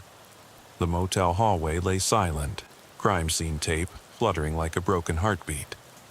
Outside, thunder rolled in the distance. As we exited, I paused in the lobby. I glanced at the security camera in the corner. It was blinking red. I tapped it. No feed. I yanked the phone cord from the wall. The jack was empty. Barnes leaned in. "We'll never explain this in a report." I nodded. "We won't try. Let's get this in the hands of people who deal with the impossible." We locked the door behind us and walked into the night. The motel receded into darkness, its windows like dead eyes. I shivered. Was it the desert chill, or the echo of those voices clinging to my mind? Back at the station, we filed preliminary reports. 4 deceased, 1 missing suspect, unknown cause. We tagged evidence, a bracket of drywall, 3 bodies, 1 vent cover, 1 cassette tape. But that night, as I lay in my own bed, I couldn't sleep. Every creak in my apartment sounded like scratching drywall. My phone buzzed with unread messages, witness statements, engineer updates, medical reports. And then I saw it, on the blank wall opposite my bed, in fresh scars on the paint. 3 words, etched in the fading moonlight spilling through my window.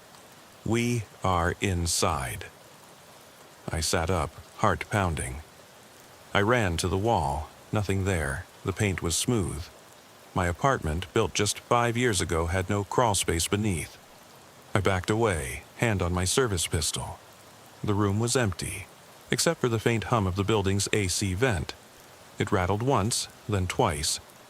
A whisper drifted through it. "Stay. With us." I froze. A cold dread coiled in my gut. Somewhere out there, in the walls, in the vents, in the shadows of every structure I enter, something waits, learning where the thin places are. And I don't know if I'll ever be free of it. I couldn't sleep that night. Every creak in my apartment sounded like fingernails scratching behind the walls. I lay on my cot, uniform still damp, radio clipped to the belt loop, replaying each moment at Highland Vista Motel in endless loop. Morning came too early. I should have called in sick, but Barnes and Ruiz needed me. The precinct smelled like stale coffee and burnt rubber when I walked in, business as usual. Nobody asked questions. By 07:30, I was poring over blueprints of the motel lobby, tracing the vents, the water pipes, the hidden crawl space under room 12. My hands trembled when I traced the outline of that third body dangling from the ceiling beam. Sergeant Ruiz intercepted me at dispatch. His eyes were bloodshot, voice low. "You're up." 1040s, he said, handing me the radio. He paused. "You all right?" I forced a nod. "Just tired." I keyed the mic. "All units be advised. No further civilian access to Highland Vista for the foreseeable future." As cartoonish as it sounded, I believed it. People should stay out. Something there was alive, and it was hungry. Barnes and I met in the break room. He'd skipped debrief. He looked haunted, too. We sat across from each other at the Formica table, 2 cups of strong black coffee between us. I watched him stir sugar with a shaking hand. "You hear it on your radio?" he asked. I nodded. "Last night, static, then a voice, not on our channels." He leaned in. It called my name.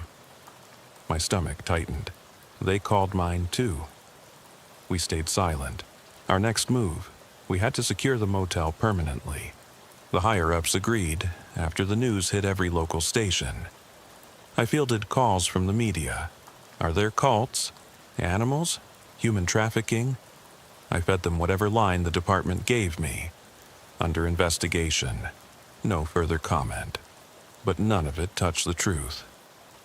That afternoon, we drove out in an unmarked SUV, 2 detectives and SWAT techs in tow.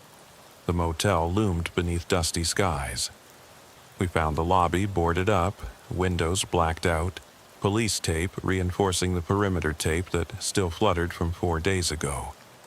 The place felt like a tomb. We assembled in the cracked parking lot while the techs set up remote surveillance cameras on tripods, their infrared lenses scanning every dark corner of the building. I walked the exterior wall behind room 12. The engineer's breach panel had already been welded shut, fresh weld beads glinting in the sunlight. I knelt and touched the metal. It was warm, not from the sun. I jerked back. Barnes joined me. "What is it?" he asked, voice low. I pointed to a thin line of solder that slithered from the panel's edge toward the foundation, trailing beneath the cracked concrete. It looked like a root, alive. The tech's cameras pinged, motion detected in the lobby hallway. I radioed our guys. 2 uniformed officers emerged, flashlights scanning through the taped windows. They were silent, gaunt. No water dripped from that bathroom vent anymore, but the echo of it, like the blood's pulse, still hammered in my ears. My phone buzzed. It was Marisol, the clerk from the motel. Her voice shook. I saw someone in my apartment building." She gave an address on Pine Street. I told Barnes, and we jumped into the SUV. By the time we arrived at her unit, dusk was bleeding into night. The building was quiet, only a few lights and windows. Marisol met us at 2B's door, keys in trembling hand. I locked myself in," she said. She had a bruise above her brow, a splinter of paint in her hair. I asked what happened. She wrung her hands. I heard voices, not in my head, on the intercom speaker, like they were calling to me. I covered my ears, but they kept whispering my name. She pressed the call button. The buzzer sounded, but no one on the other end. Then I moved to the hallway and saw 3 figures pressed against the lobby windows, staring. She gestured behind us at the glass door. We turned. The lobby lights were on inside the metal boards, pale and flickering. 3 silhouettes crouched at the windows, heads cocked. They didn't move. I drew my pistol. "Stay here," I told Marisol, voice steady, though my heart pounded. Barnes followed me without hesitation. We kicked the door open. The lobby was suffused with dusty yellow light. Debris littered the floor. Pieces of vent cover, twisted wiring, shards of cracked plastic from that old intercom, and on the ground a single cassette tape. We hadn't cleared this evidence. It lay between the rows of chairs. Barnes scooped it up. I aimed my light at the windows. The silhouettes were gone. In their place, someone had etched letters on the dust-smeared glass in uneven strokes. "Don't leave us." My breath caught. Barnes said, "It's like it's learning our names, our faces." I knelt to pick up the tape. It was unlabeled, smooth plastic. I clicked the reel with my thumb and heard, faintly, from deep within the motel walls, a voice, slow and taunting. "I'm here. We're here." My radio crackled. Dispatch, asking for our location. I answered, our precise coordinates, and then, "We have active pursuit. Suspects fleeing motel grounds." Outside, tires squealed. I rushed to the window. 2 men and a woman in dark hoodies tore through the parking lot, scaling the chain-link fence. They moved like wraiths. Barnes and I sprinted outside, drawing our sidearms. They darted across the desert lot like shadows. I shouted, "Police! Stop!" But they vanished behind the gravel dunes. The cameras in the lot recorded nothing. The tripod stood empty, lenses turned off. Barnes cursed. "How do you run faster than an SUV in the desert?" I rubbed my temples. The hot wind carried a whisper that seemed to suck all air from my lungs. "Don't leave us. Stay." We retreated to the SUV, radio blaring. We lost the suspects. I slammed the door. Marisol joined us, eyes wide with terror. They spoke to me," she said, "not with words, with memories." She pressed her temple. "They showed me things, places in the wall, behind doors I never opened." I looked back at the motel, its windows dark again. "We have to end this," I said. SWAT wouldn't hold them back. They weren't human. We needed fire, collapse the walls, purge every inch. Send in K-9 bomb squads, nuclear if possible. That night, at Incident Command, we planned a controlled demolition. We would bring down the east wing, isolate the core under room 12, seal it. Barnes felt guilty. If we collapsed the building, any evidence of what we'd done, what we'd become, would vanish. But Marisol's safety mattered. Lives were at stake. At 0300 hours, we watched from a safe distance. Charges were placed, wires snaked through the back entrances. I marked them off with caution tape. Barnes stood beside me, radio in hand. "Ready?" I nodded. He hit the detonator. The charges went off in a muffled series of pops. The east wing shuddered. Concrete groaned like an undertaker's door. Dust cascaded into the lot. I covered my face, heart hammering. As the plume rose, I saw 3 figures emerging from the collapse. Bodies intact, unscathed by debris. Barnes and I didn't register the heat or the acrid smoke. We stared. They walked toward us, perfect silhouettes against the orange haze, Marisol screamed behind us. Barnes knocked her down. I scooped her up and ran, carrying her away from the collapse. Behind me, the motel's east wing crumbled entirely. We turned a corner, and the figures followed, stepping around wreckage as though the charges had parted for them. I set Marisol down and raised my pistol. Barnes leveled his. The figures halted at the edge of the dust cloud. 3 forms, exactly like the ones we pulled from the walls, their skin gleaming, their eyes hollow. They tilted their heads in unison. One spoke, voice a chorus of hollow syllables. "You brought down the house, but we remain." In that moment, the ground trembled. A low rumble echoed, not the building collapsing, but something beneath the desert itself, shifting. The silhouettes advanced, step by slow step, as the dirt around us cracked and split. I glanced at Barnes, face ashen, and back at the 3. The air pulsed with static. Then, from somewhere deep below, a voice rose in unison. "We are in every wall, every structure, every mind." The fissures widened.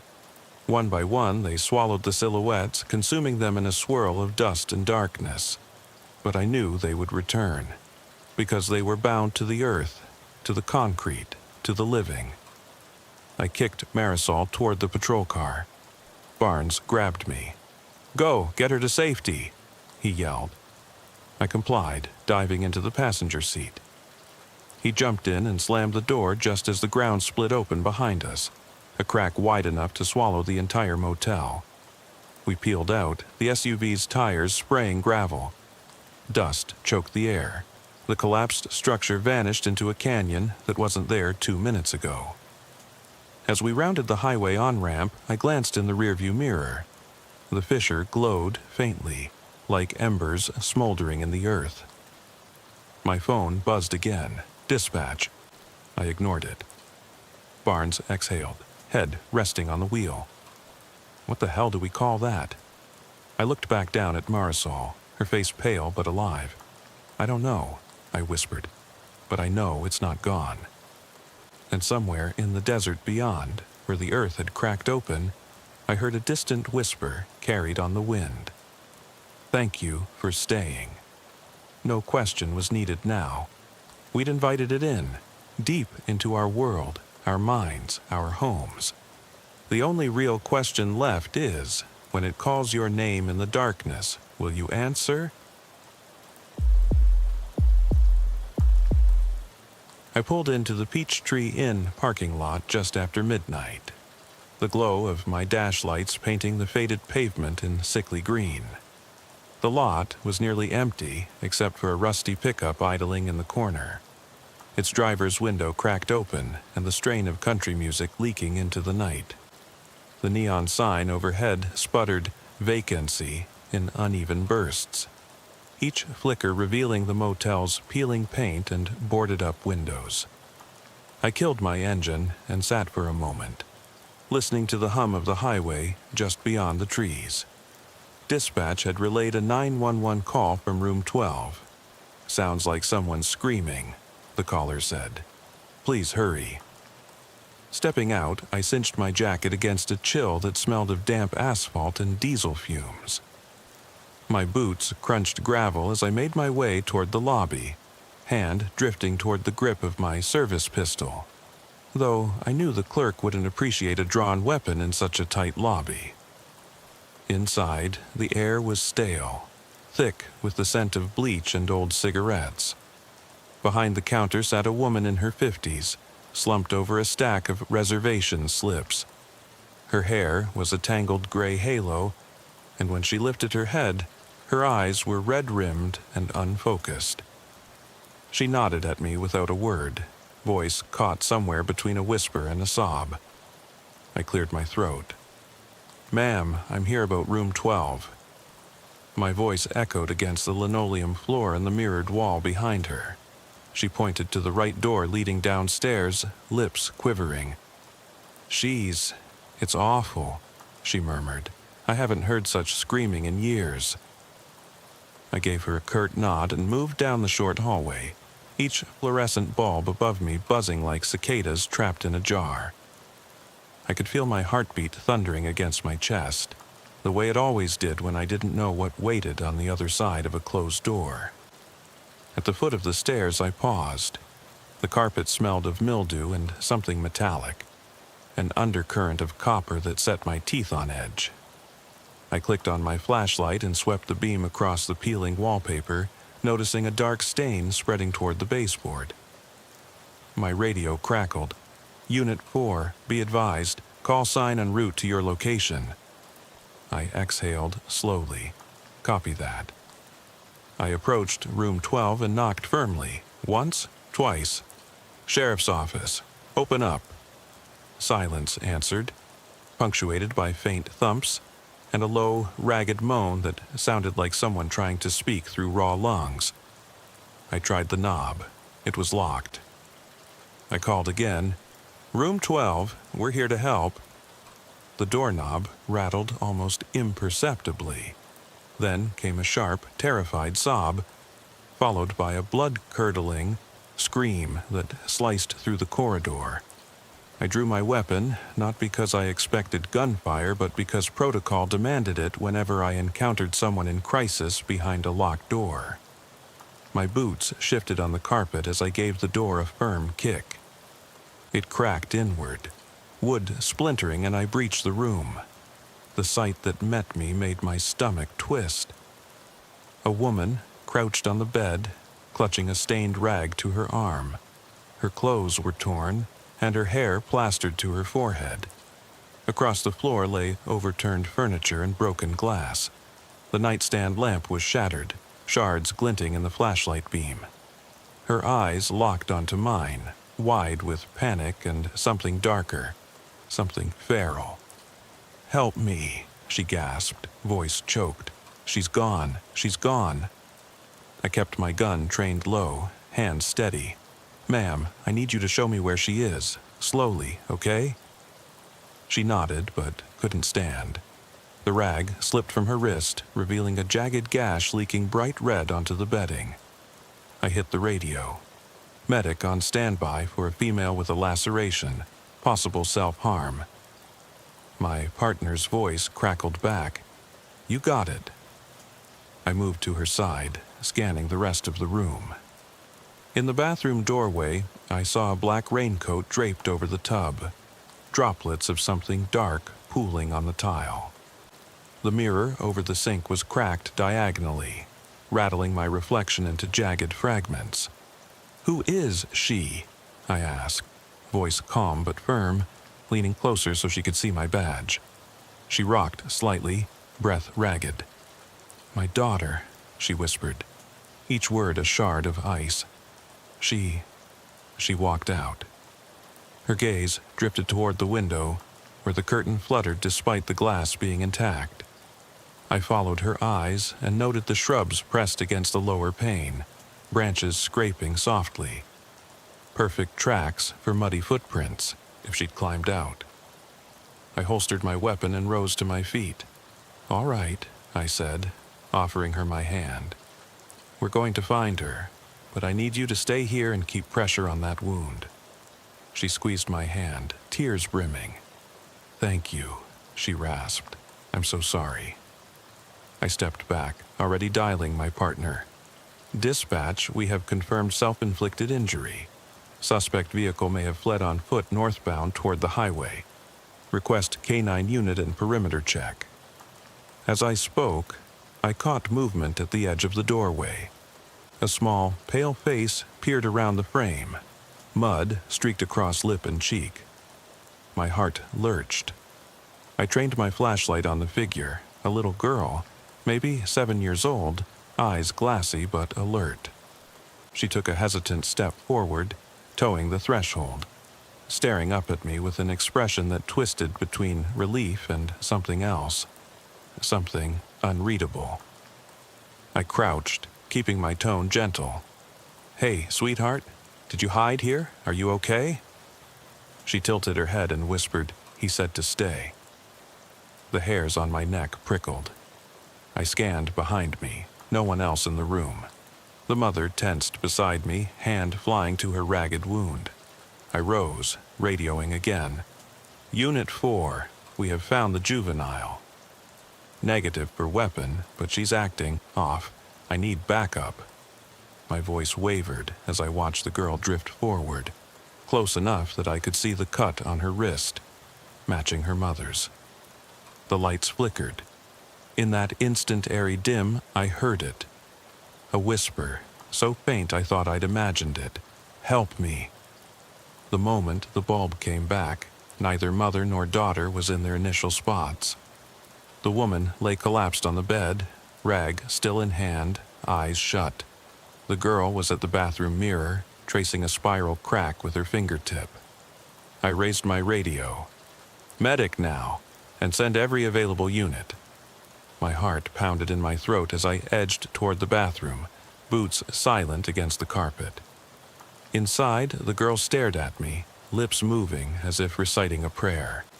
Her eyes glazed, void of recognition.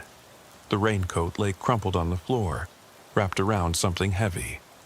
I inched closer, flash and gun sweeping in unison, ready for whatever came next. And then, high-pitched and hollow, the voice came again. She's gone. I called to her, but she didn't turn. Instead, she lifted the raincoat, and I saw a pair of tiny shoes, caked in mud, and a shape curled beneath them that made my blood freeze. I swallowed hard, mind racing with every drill I'd ever learned about shielding innocent life and confronting the unthinkable. Lights danced on the tiles. I braced myself for that instant before a crisis erupts into chaos, the calculated moment when duty and terror collide. I edged into the cramped bathroom where the little girl knelt beside the overturned raincoat, the beam of my flashlight catching flecks of rainwater on the tile floor. My radio lay forgotten in my hand as I took in the scene. The girl's small frame silhouetted against the cracked white subway tile, her threadbare nightgown stained with dirt and, worse, blood. With every slow step I took, the staccato clicking of my boots on the linoleum seemed impossibly loud. "Hey," I said quietly, keeping my voice low and calm despite the adrenaline roaring in my ears. "It's okay, you can come to me." The girl didn't flinch. Her gaze was fixed on the limbs of something dark beneath the raincoat, a shape that lay still, unsettlingly still. I swallowed, whole world narrowing to that silent mass on the floor. I knelt carefully beside her. "I need you to stand up, sweetheart. Come here." My outstretched hand trembled. She turned her head slightly, hair falling over one eye, and nodded, just the barest inclination. I reached out to help her to her feet, but before my fingers touched her elbow, she sprang up on shaky legs and backed away, eyes frantically seeking escape. "Don't move," I said firmly, raising one hand in a calming gesture, the other still gripping my radio. "Just stay where you are." A moment's hesitation, and then she bolted past me, racing out of the bathroom. I leapt to my feet, heart hammering, and chased her back into the bedroom. The overhead light flickered. Furniture lay scattered, a dresser toppled, clothing strewn across the floor, a lamp shattered to splinters. The woman, her mother, still lay on the bed, faintly moaning, raggy breaths rattling in her throat. I cut across to the little girl, crouched now beside the bed, head bent over something on the mattress. I shone my light. Blood had pooled beneath the child's fingers where she knelt. I realized with a jolt that in her hand she held a small metal key, one of the ignition keys to the mint green minivan idling outside. The realization was instant. The girl had unlocked the van to hide again. She'd practically orchestrated her own rescue. But then I saw what she had been inspecting. A smear of tiny footprints leading away from the bed, toward the open window. They were so small, so precise, like someone had traced them by hand. I felt a chill. "Who left these?" I whispered. The girl looked up at me, half smile spreading across her face. "She did," the child said softly. I followed the footprints with my flashlight beam to the window, now ajar, settling dust and threadbare curtain in gentle waves. I peered outside. Moonlight glinted on the highway beyond, but the shrubs below were dark silhouettes, hiding any clue. My radio crackled. "Unit 5 en route. Medics ETA 2 minutes." I exhaled, stepping back inside, fists clenched around the radio. "Copy that." I turned to the girl. "Do you know where your mom is?" She tilted her head, cocked her hip, and shrugged. She was here, then she left. My jaw clenched. "Left?" I repeated. "Where?" She didn't answer, only dipped her chin toward the door leading to the next room, room 11, where we'd taken the report of a second disturbance. My partner, Officer Jameson, rapped on the door. "Dispatch, this is Unit 4. Stand by for possible additional entry," I warned as I switched on my taser, holstered my sidearm. Jameson and I exchanged a look, silently agreeing to clear room 11 before dealing with this escalating situation. Together, we edged through the doorway. Room 11 was nearly identical to room 12, but for the disarray, an overturned suitcase, clothes scattered like a tossed deck of cards, and on the bed where clean sheets ought to lie, 2 empty pill bottles rolled toward the footboard. A single photograph lay face down on the pillow. When I flipped it over, I recognized the girl's mother and an unfamiliar young man, arms wrapped around her waist, both smiling. The girl's father, perhaps. A dull ache bloomed in my chest. "Jameson, we need to check the closet," I murmured, nodding to the chipped wood doors. He swept his light across the hinges, neither locked nor barred. He yanked it open to reveal, empty except for a pile of towels. I exhaled. My breathing felt shallow. My radio crackled. Medic on scene. I dashed back into room 12. The mother lay pale and trembling. A medic knelt beside her, applying a sterile bandage. The little girl clutched the ignition key tight, her gaze flicking between the medic and her mother. The mother's eyes opened, glazed and unfocused. "She told me to fix it," she whispered, voice weak. She said if I didn't, she trailed off, trembling. "Tell me about she, ma'am," I urged gently, kneeling beside her. She closed her eyes and shook her head. I don't remember." The medic glanced at me, concern etched in her features. I pressed my lips together. Procedure demanded I secure everyone before excavating the trauma. "Ma'am, we'll talk later." I glanced at the little girl. "Honey, do you want to stay with your mom?" She nodded, but didn't move. She kept staring at the window, as if listening for someone outside. I crouched to her level again.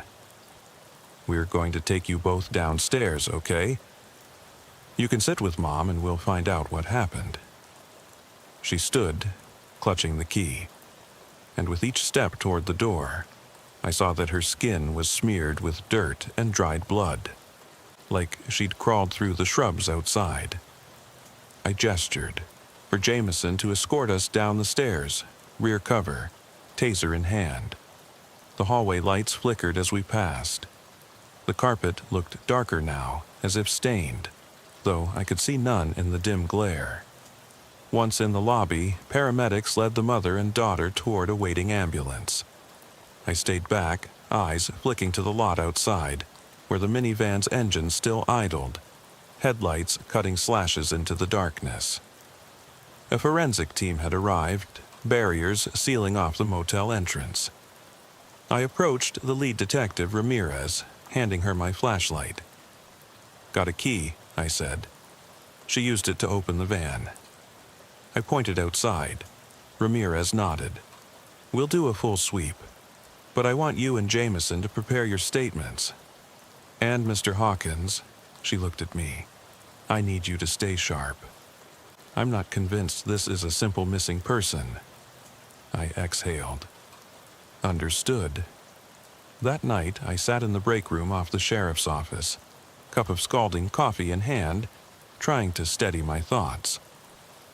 The photograph from room 11 lay on the table between us, face up now, showing the mother in happier times with a man whose absence felt like a question mark suspended over the entire case. Jameson slid into the chair opposite me, exhaustion lining his face. "You think it was the dad?" he asked quietly. "Maybe he took off with the kid and Mom flipped, thinking she was protecting her." His theory sounded plausible until I remembered the footprints and the doll, and the way the girl had whispered he said to stay. I shook my head. Number something else. Jameson frowned. "You mean, you think there was another person here? I don't know."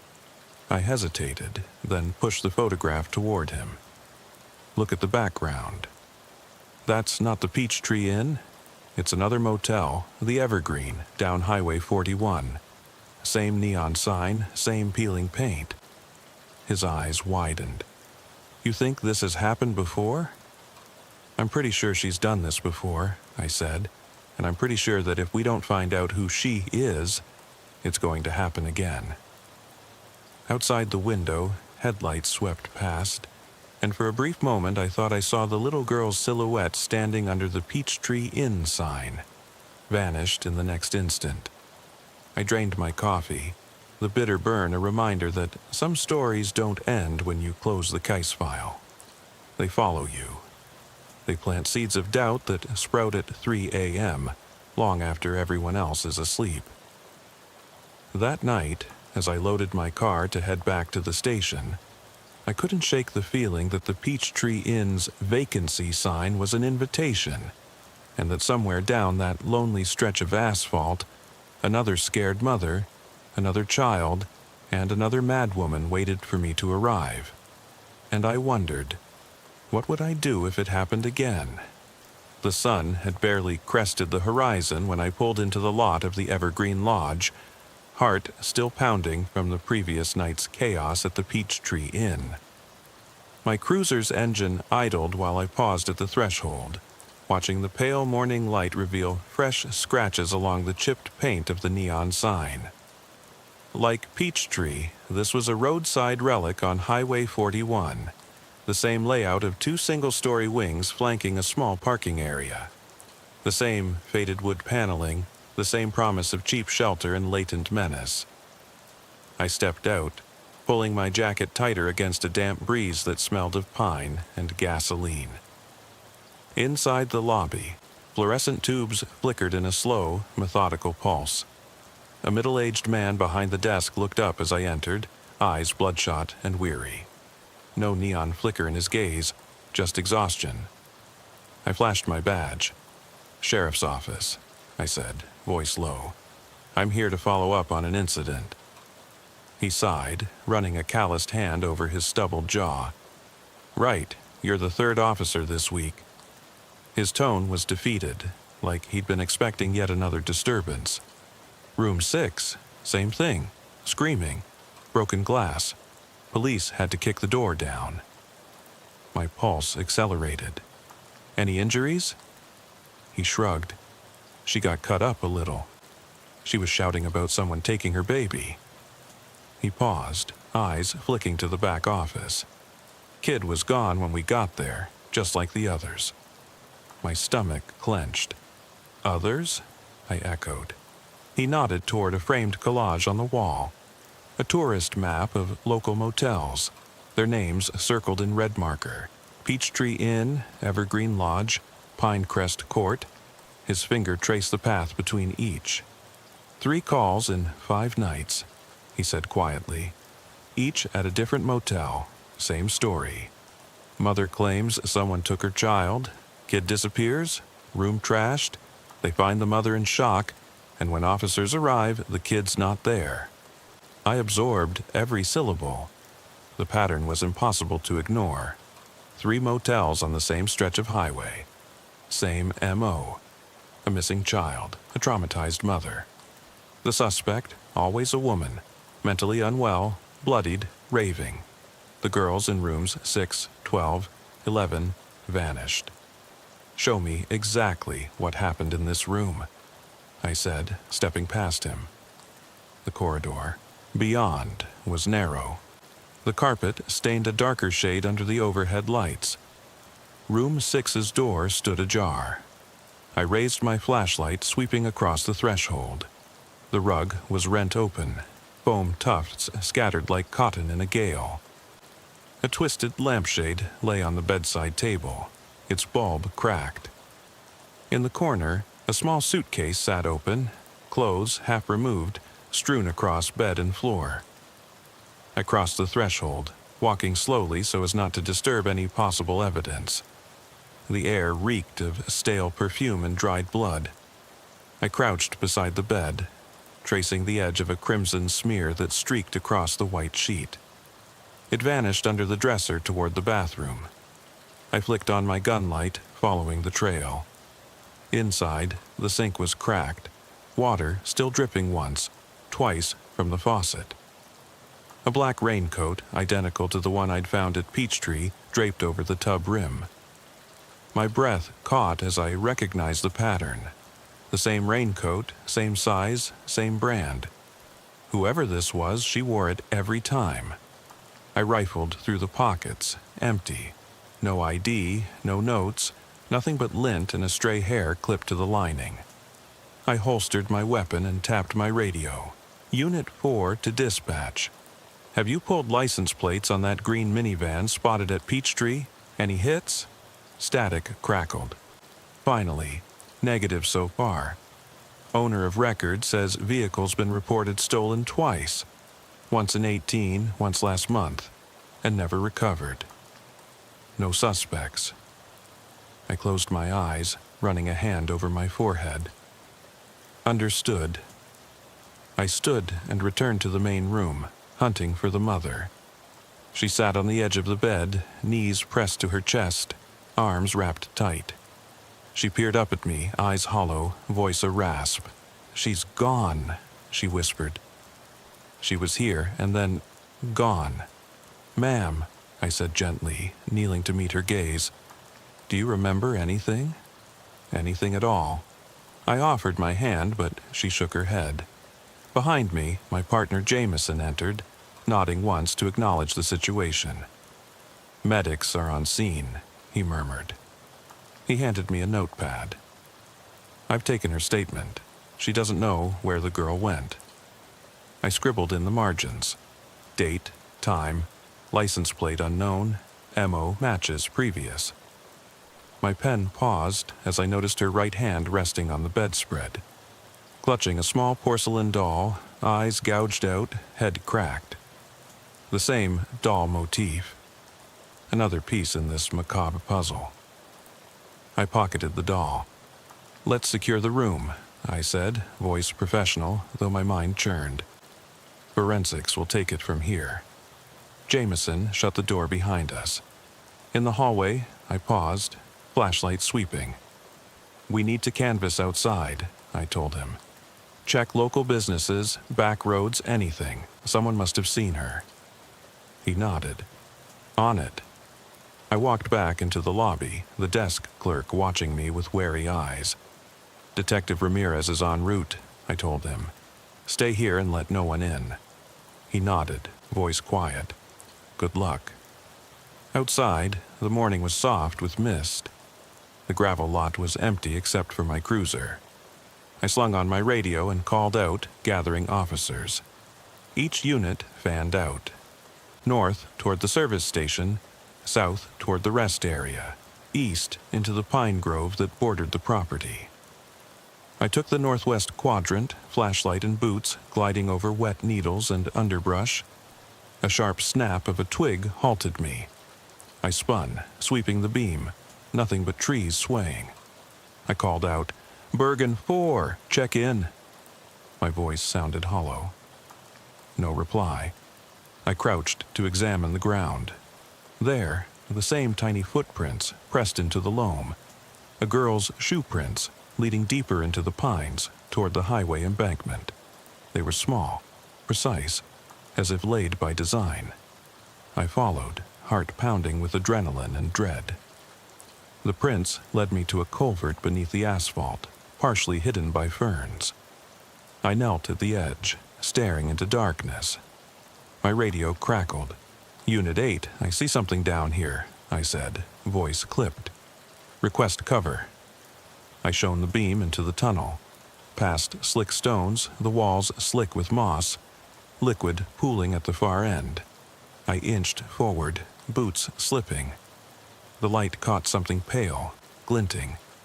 I froze mid-step. A tiny sneaker lay half-submerged in the water.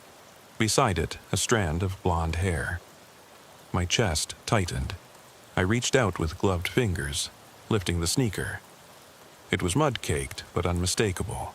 The same style the girl had worn at Peachtree. I straightened, turning as footsteps crunched behind me. Jameson crouched beside me, gun in hand. "What is it?" I held up the sneaker. "It's her." He glanced into the tunnel. "Shit." "Tell dispatch we've found evidence of the child's passage here," I said. "Canine unit to Central Pine and CSI. Prep for recovery." Jameson was on the radio before I turned back to the tunnel mouth. My flashlight swept inside again and caught something dangling from the ceiling beam, a doll's dress, soaked and torn, threadbare. My stomach revolted. Jameson's voice crackled. "Kitten, be advised. Looks like blood on the sneaker." I swallowed hard. "Copy." I looked out at the looming pines beyond, branches interlacing like skeletal fingers. So far, I'd found a doll, a raincoat, footprints, a sneaker, but no child and no suspect. All that remained was a darker question, not who, but why. The detective arrived then, Detective Ramirez, face drawn. She took in the scene with a single nod. "Spread out," she ordered. "This motel's on lockdown. No one leaves until we know what happened." I straightened, shoulders aching from exhaustion. I glanced at Jameson. His jaw was set, eyes grim. Ramirez turned to me. "You think it's the same woman?" I hesitated, then, "Yes. And I think she's been moving this way. Highway 58 to 41, leaving behind the same terror." She drew a line in the dirt with her boot. "What's our next move?" I closed my eyes for a moment, heart racing. "We find her before she strikes again, and we find the girls she's taken." She nodded. "We start at Pinecrest Court, 10 miles east. They reported a screaming woman 3 nights ago. Didn't call us until dawn." I met her gaze. "Let's go." As we climbed back into our vehicles, the morning sun burned through the mist, casting long, skeletal shadows across the gravel. I took one last look at the Evergreen Lodge sign, its letter E flickering out. Then I rolled forward, siren silent, adrenaline guiding me toward Pinecrest and whatever horrors lay ahead. The highway stretched out ahead of us like a ribbon of gray asphalt melting into dawn. Jameson drove in silence, headlights still on against the lingering mist, while I mulled over the pattern we'd uncovered. 3 motels, 3 traumatized mothers, 3 missing daughters, and 1 woman, always wearing that raincoat, always leaving behind the same porcelain doll. By the time we hit Pinecrest Court, the sun was burning off the fog, revealing a cluster of single-story units with pastel siding and manicured hedges that felt out of place in this stretch of rural highway. We pulled into the lot and killed our engines. Pinecrest Court was quieter than the others. No neon signs, no humming fluorescent bulbs, just the soft rustle of wind through ornamental grasses and the distant hum of a generator. I clicked on my flashlight and stepped out, boots crunching on the gravel. The air smelled faintly of fertilizer and cigarette smoke. Here, too, was the pattern. Unit 3's window cracked open, drapes fluttering. A small paper sign taped to the front door read, "Room 3." the same room number reported in the dispatch notes. Jameson took point, pistol drawn but low, sweeping the beam across the row of doors. "Clear?" I whispered. No answer except our own breaths. We hit the door once, no response, then used a key from dispatch's master set. The lock clicked. Inside, the room was neat, too neat. Fresh towels folded on the bed, paperwork neatly stacked on the desk. No overturned furniture, no obvious signs of struggle. Yet the carpet was streaked with dark smears that led to the bathroom. I followed the trail, heart thumping. Every motel had a similar smear. Blood, we assumed, and each trail ended at the tub or sink. In Pinecrest's bathroom, the sink faucet dripped a thin, rhythmic patter that felt like a heartbeat. I knelt, tracing the smear to the drain. The drain was clogged with dark hairs and clumps of what looked like cotton from the doll's stuffing. I rolled up a glove and rooted through the mess, pulling out a handful. Straw-colored hair, synthetic fibers. It matched the doll. "Got something," I said into my radio. "Evidence of the suspect. Send CSI." Jameson cleared the bathroom and opened the medicine cabinet. Inside, behind antiseptic bottles, lay a tattered raincoat sleeve. Same brand, same lining. He held it up. Tiny flecks of dried blood dotted the cuff. I felt my stomach churn. We backed out into the main room.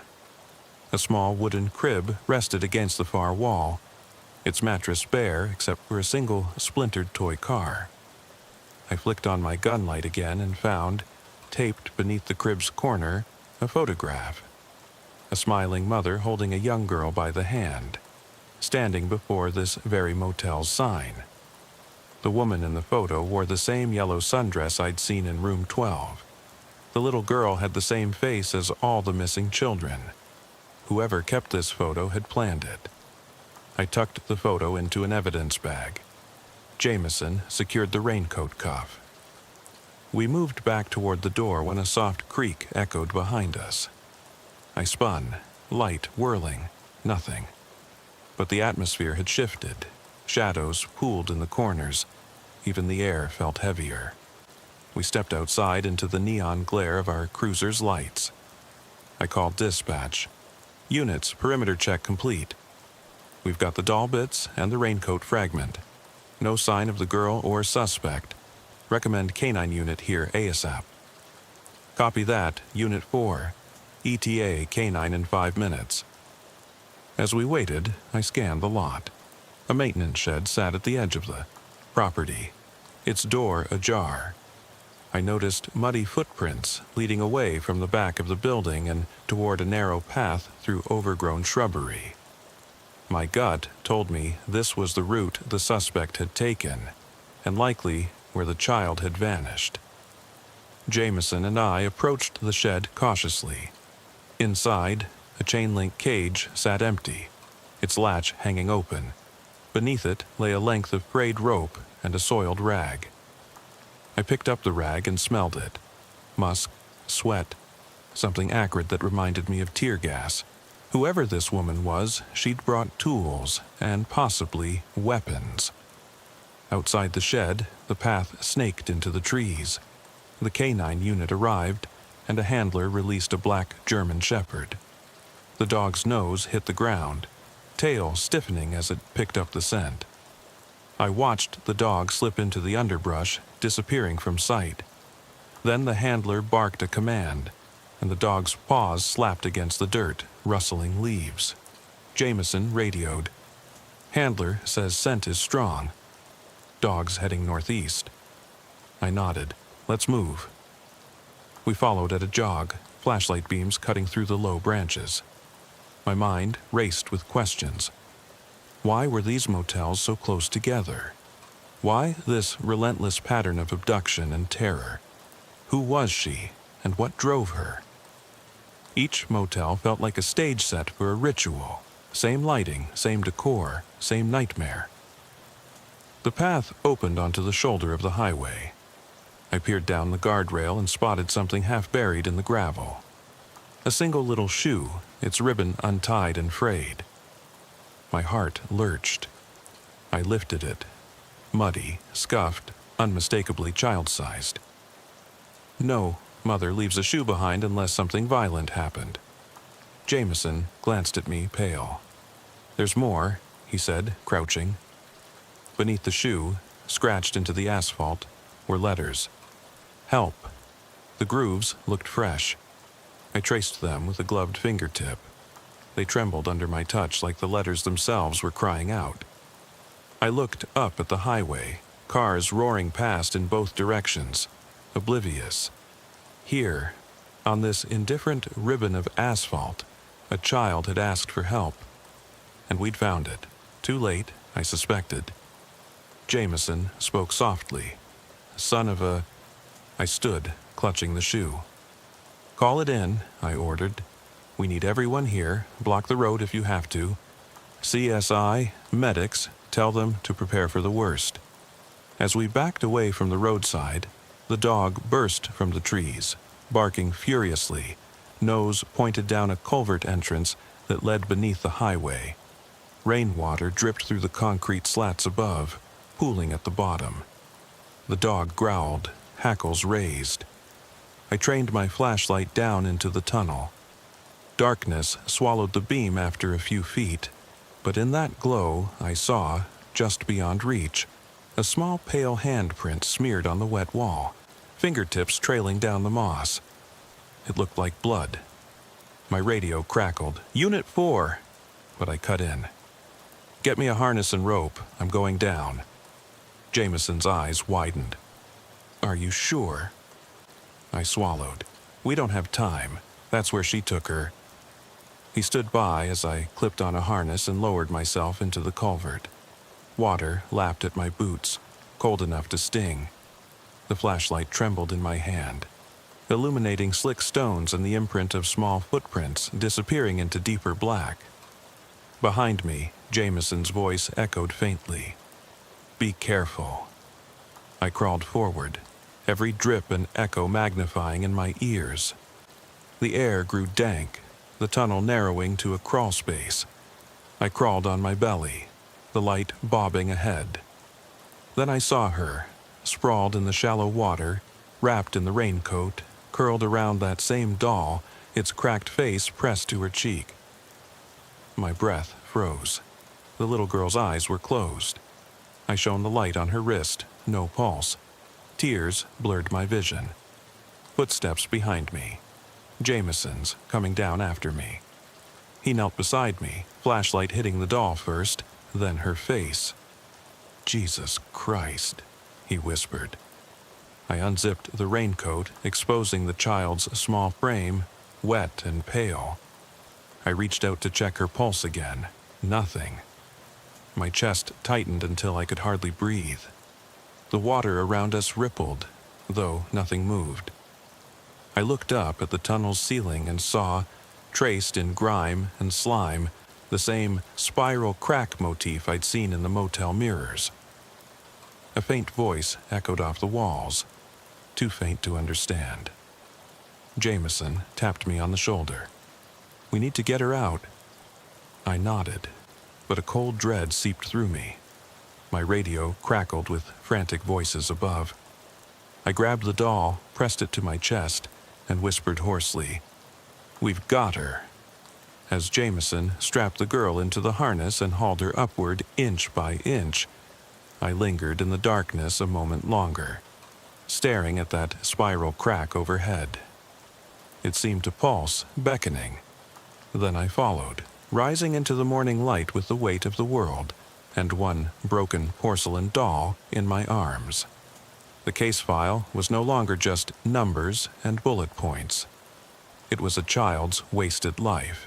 I stepped onto the grass beside the highway, raincoat doll bundle in hand, and wondered how many more mothers would come screaming through these motel doors before the spiral ended. I sat in the interrogation room long after midnight, the fluorescent lamp overhead humming like an exhausted generator. My uniform was still wet from the culvert's icy water, mud crusted on my knees, where I'd knelt beside that lifeless girl. The porcelain doll lay on the stainless steel table between us, its cracked face turned toward the ceiling, the spiral crack in its forehead staring back like a wound that would never heal. Detective Ramirez had already taken 2 statements from me, one for the homicide report, one for internal review, and neither had captured the weight of what I'd seen in that tunnel.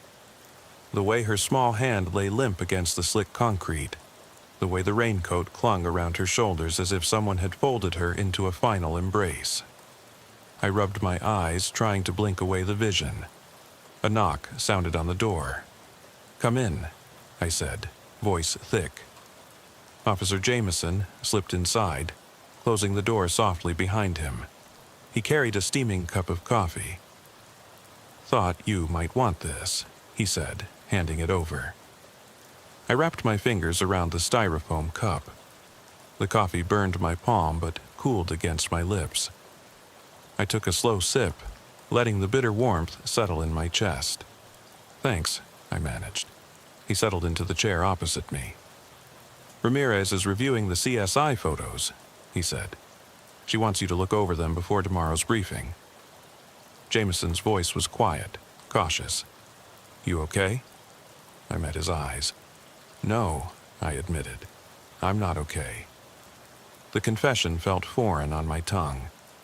I keep replaying it, her face in that water, the way the crack in the doll matched the crack in her skull. I closed my eyes. It's like she was waiting for me to find her. Jameson leaned forward. "You did everything right. We followed protocol. We found her. At least we know what happened." I shook my head. We don't know what happened. We know the outcome, but not the why. My fingers traced the doll's spiral crack. Why here? Why now? Why us? He was silent, sympathy in his eyes. "Ramirez wants a meeting in 10. Get some sleep if you can. We start early." I nodded, drained. He stood, heading for the door. "Try to rest." Once he left, I stared at the doll. It was absurd. I'd been trained to see evidence, not to let an inanimate toy unnerve me. But there it was. A silent witness to a child's last moments. A harbinger of terror in those motels along the highway.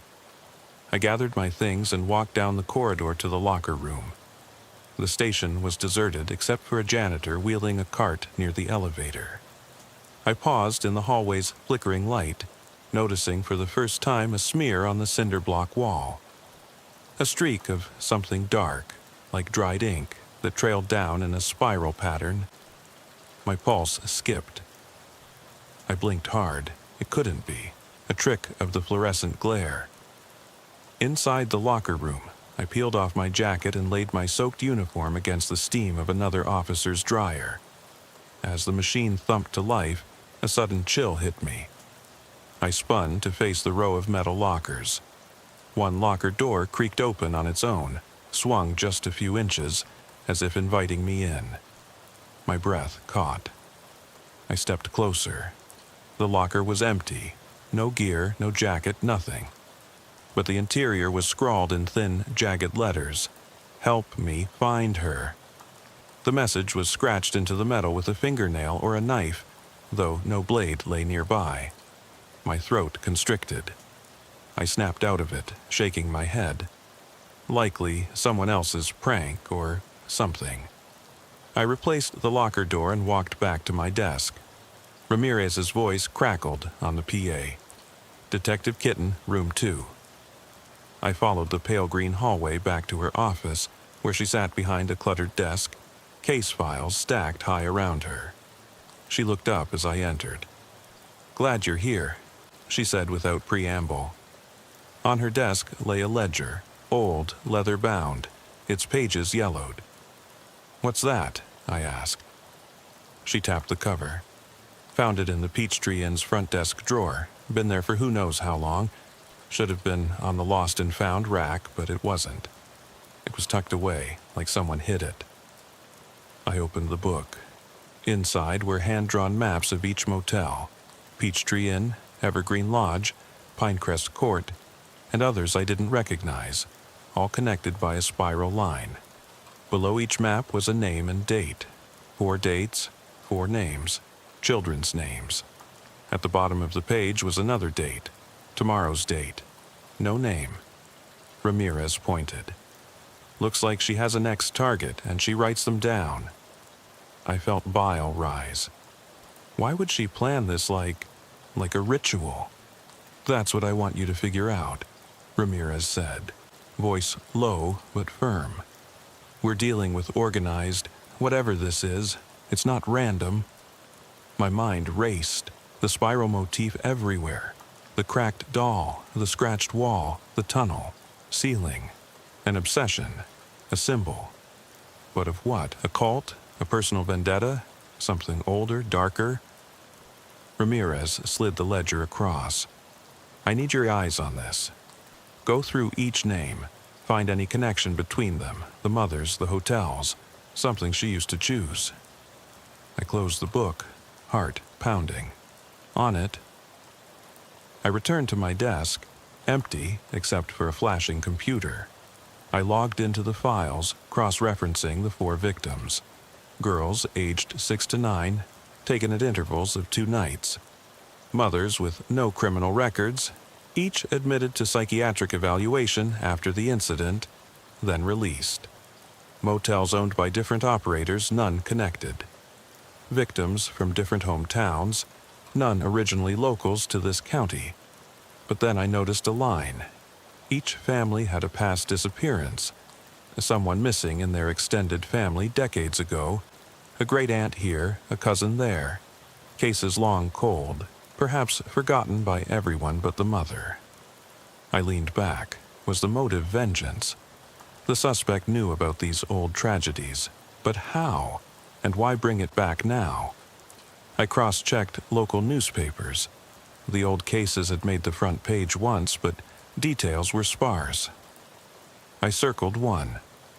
1978, a little girl vanished from Pinecrest Park, never found. The mother at the time was a different woman, a school teacher. But the lodging, one of the elder motels on Highway 41, was across the road. Could this be the origin? And now, 47 years later, my radio crackled again. Unit 4416 call at Silver Pine Inn. Looks like another screaming woman, red carpet, barred windows. I grabbed my coat. On my way.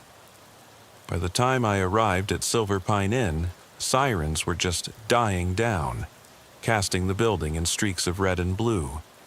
The small parking lot was full of cruisers and ambulances.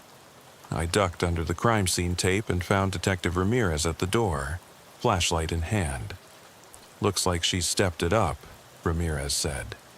This room's on the 3rd floor, room 3, exactly the same number as Pinecrest, but a room number she skipped until now. I nodded. She's marking a pattern.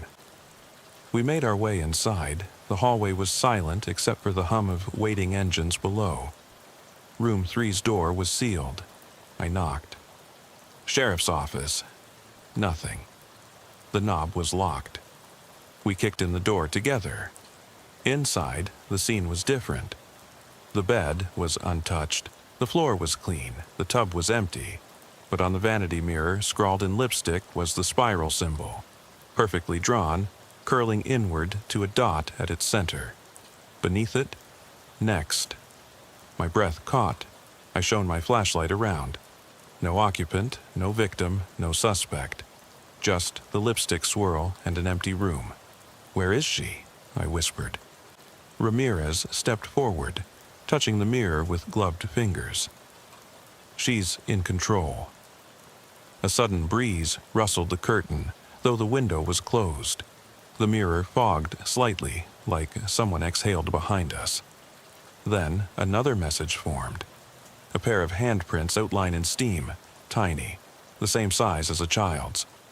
Beneath the prints, "Join her?" My heart seized.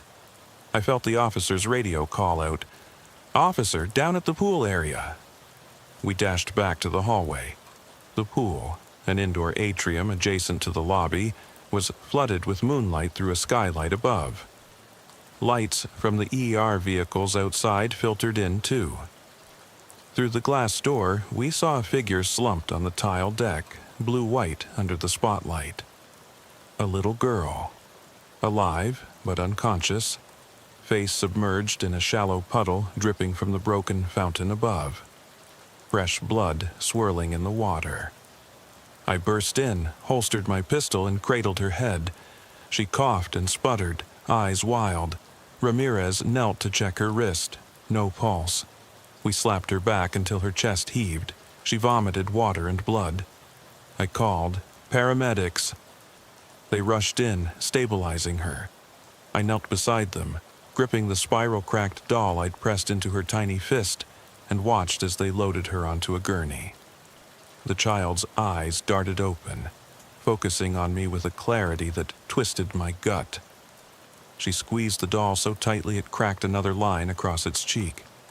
"Help me," she whispered, voice halting, so small against all the chaos. I looked up at Ramirez. Her jaw was tight, eyes fierce. "It's not over," she said. I nodded, mouth dry. I realized then that we were caught in something far beyond a simple spree of abductions. The spiral was a calling card, an invitation to something we didn't understand. And every message, every stolen child, every broken doll was a step deeper into someone's twisted design.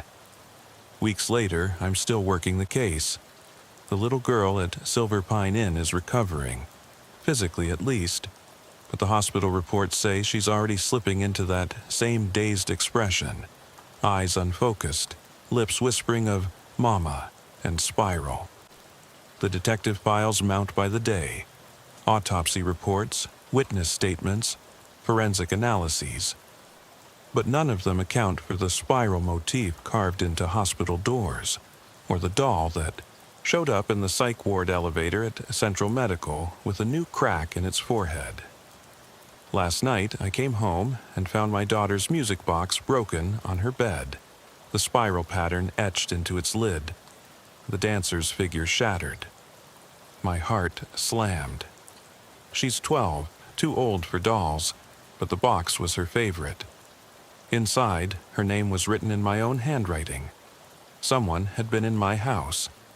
Now I sit here, balancing an overturned coffee cup on my desk, the spiral ledger open before me. Tomorrow is the date that was blank in those old pages. Tomorrow is when she planned the 5th abduction, and maybe the final recital of her ritual. I stare at my daughter's music box on my nightstand, its lid wedged open at a crooked angle. The spiral on its surface seems to move in the lamplight, drawing me in. I close my eyes, hearing that faint whisper echoing in my skull. "Help me. Join her." My phone buzzes, an alert from dispatch. An anonymous tip about a new motel just off the turnpike. A vacancy sign flickering in the rain. A mother screaming inside room 5. Tomorrow. What happens when the spiral returns home? What price will we pay when the cycle closes?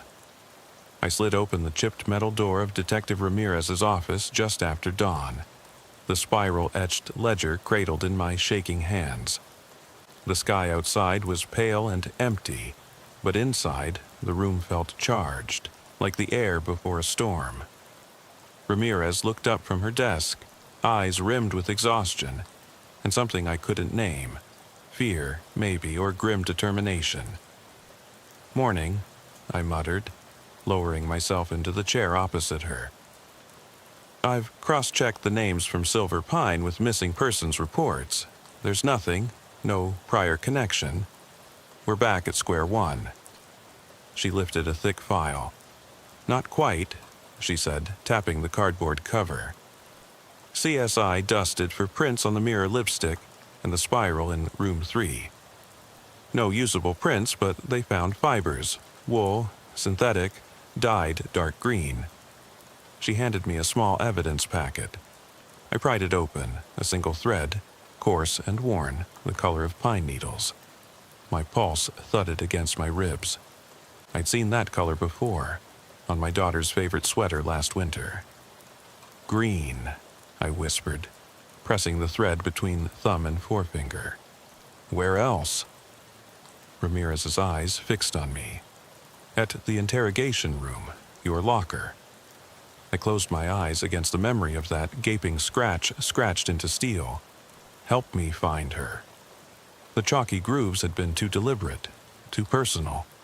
Someone had been inside my locker. Not just any perp, someone aiming to terrorize me. We're out of time, Ramirez said. She's on to you. I stood, my chair scraping the tiled floor. My daughter. The words fell out in a rush. That music box, the spiral pattern on it. Someone broke into my house. Ramirez rose, palms flat on the desk. Then you know what you have to do. I drove home through streets coated in morning mist, hands tight on the wheel, mind numb. Every red light felt like a countdown, every passing car a threat. When I turned onto Maple Avenue, the sky had bled into a pale gold, but the world looked muted, drained of warmth. I pulled into my driveway and froze. The front door stood ajar. I kicked it open, radio drawn, ready for a fight. The hallway was dark, silent, too silent. I flicked on the hall light. My daughter's room lay beyond the archway, door wide, pink curtains swaying. I slipped inside. Her bed was made, plush toys lined like a silent audience. The music box sat on her nightstand, lid cracked open. I knelt, heart pounding so loud I could feel it in my throat. The spiral pattern carved into the wood was fresh, deep gouges where soft maple met steel. And inside, instead of the dancer, a torn piece of paper scrawled in childish handwriting. Mama, help me find her.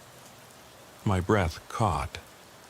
I reached out, cradling the box, my fingers tracing the spiral. A whisper echoed behind me, soft, insistent, so close I could feel its breath. I spun, pistol raised. No one, just the hallway, empty and cold. My radio crackled. Unit 4, disturbance reported at Maple Motel, half a mile north. Female screaming. The dispatcher's voice was clipped. Caller says it's the same M.O., your closest. I bolstered my jacket, shoved the music box into my coat pocket, and raced back to my cruiser, lights and siren off. I could feel the spiral at my back, twisting tighter with every heartbeat. The Maple Motel sat under a sky that threatened rain, its neon vacancy half lit in a jaundiced glow. The parking lot was empty except for my cruiser and a battered sedan. I flicked off the engine and held my breath. The air reeked of wet asphalt and something darker. Fear, I thought, but also something metallic, like blood. I drew my weapon and approached the lobby. The clerk, a young man, maybe in his early 20s, stood behind the desk, eyes wide. He pointed toward the stairwell. Room 5, he whispered. She's in there. My boots clattered on the steps, each echo bouncing down the narrow shaft of concrete and wood. I reached the door, knocked once. Sheriff's office. My voice sounded brittle. I tried the doorknob. It turned. Inside, the room was bare except for a single bed and an overturned chair. A woman crouched in the corner, arms wrapped around herself, humming softly. Her hair was green at the tips, faded like evergreen needles. She raised her head. Her eyes were glassy, pupils so large they swallowed her irises entirely. She tilted her head, humming that same spiral tune I'd heard in my nightmares. "Ma'am," I called softly, sliding down to one knee. "Can you show me where the child is?" No response, only that gentle hum curling around me, like a lullaby. I holstered my weapon, pulled out the music box, and set it on the bed with care. The spirals carved on its lid matched the ones dancing in the mother's eyes. I clicked it open. The tiny dancer's music box tune wheezed out, slow and distorted, like she'd wound it with a dying hand. The woman's humming faltered. Her head bobbed, eyes flicking to the box, then away. I watched her throat bob as she swallowed. "That was my daughter's," I said, voice low. "Do you know her?" She stood, arms unfolding, and listened. The music box tune echoed in the dull overhead light. She stepped closer, every movement precise, deliberate, like she'd practiced it in front of the mirror. She tilted her head until our eyes met.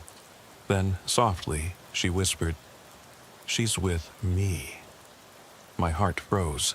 The music stuttered, gears grinding. I glanced at the closet door, ajar. A small shoe lay halfway inside, the Velcro strap undone.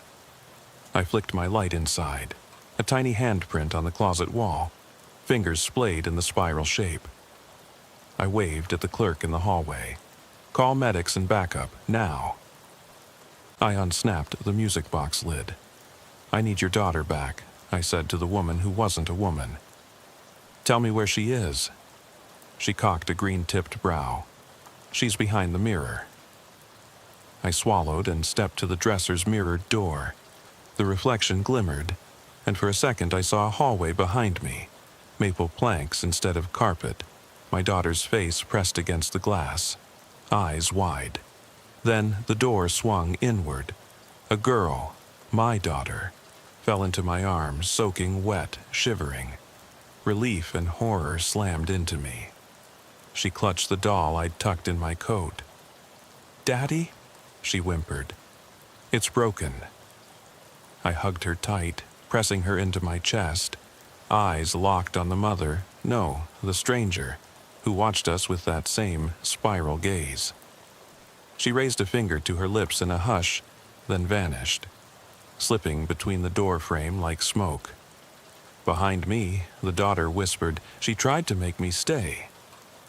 I squeezed her hand. Sirens wailed in the distance, growing louder.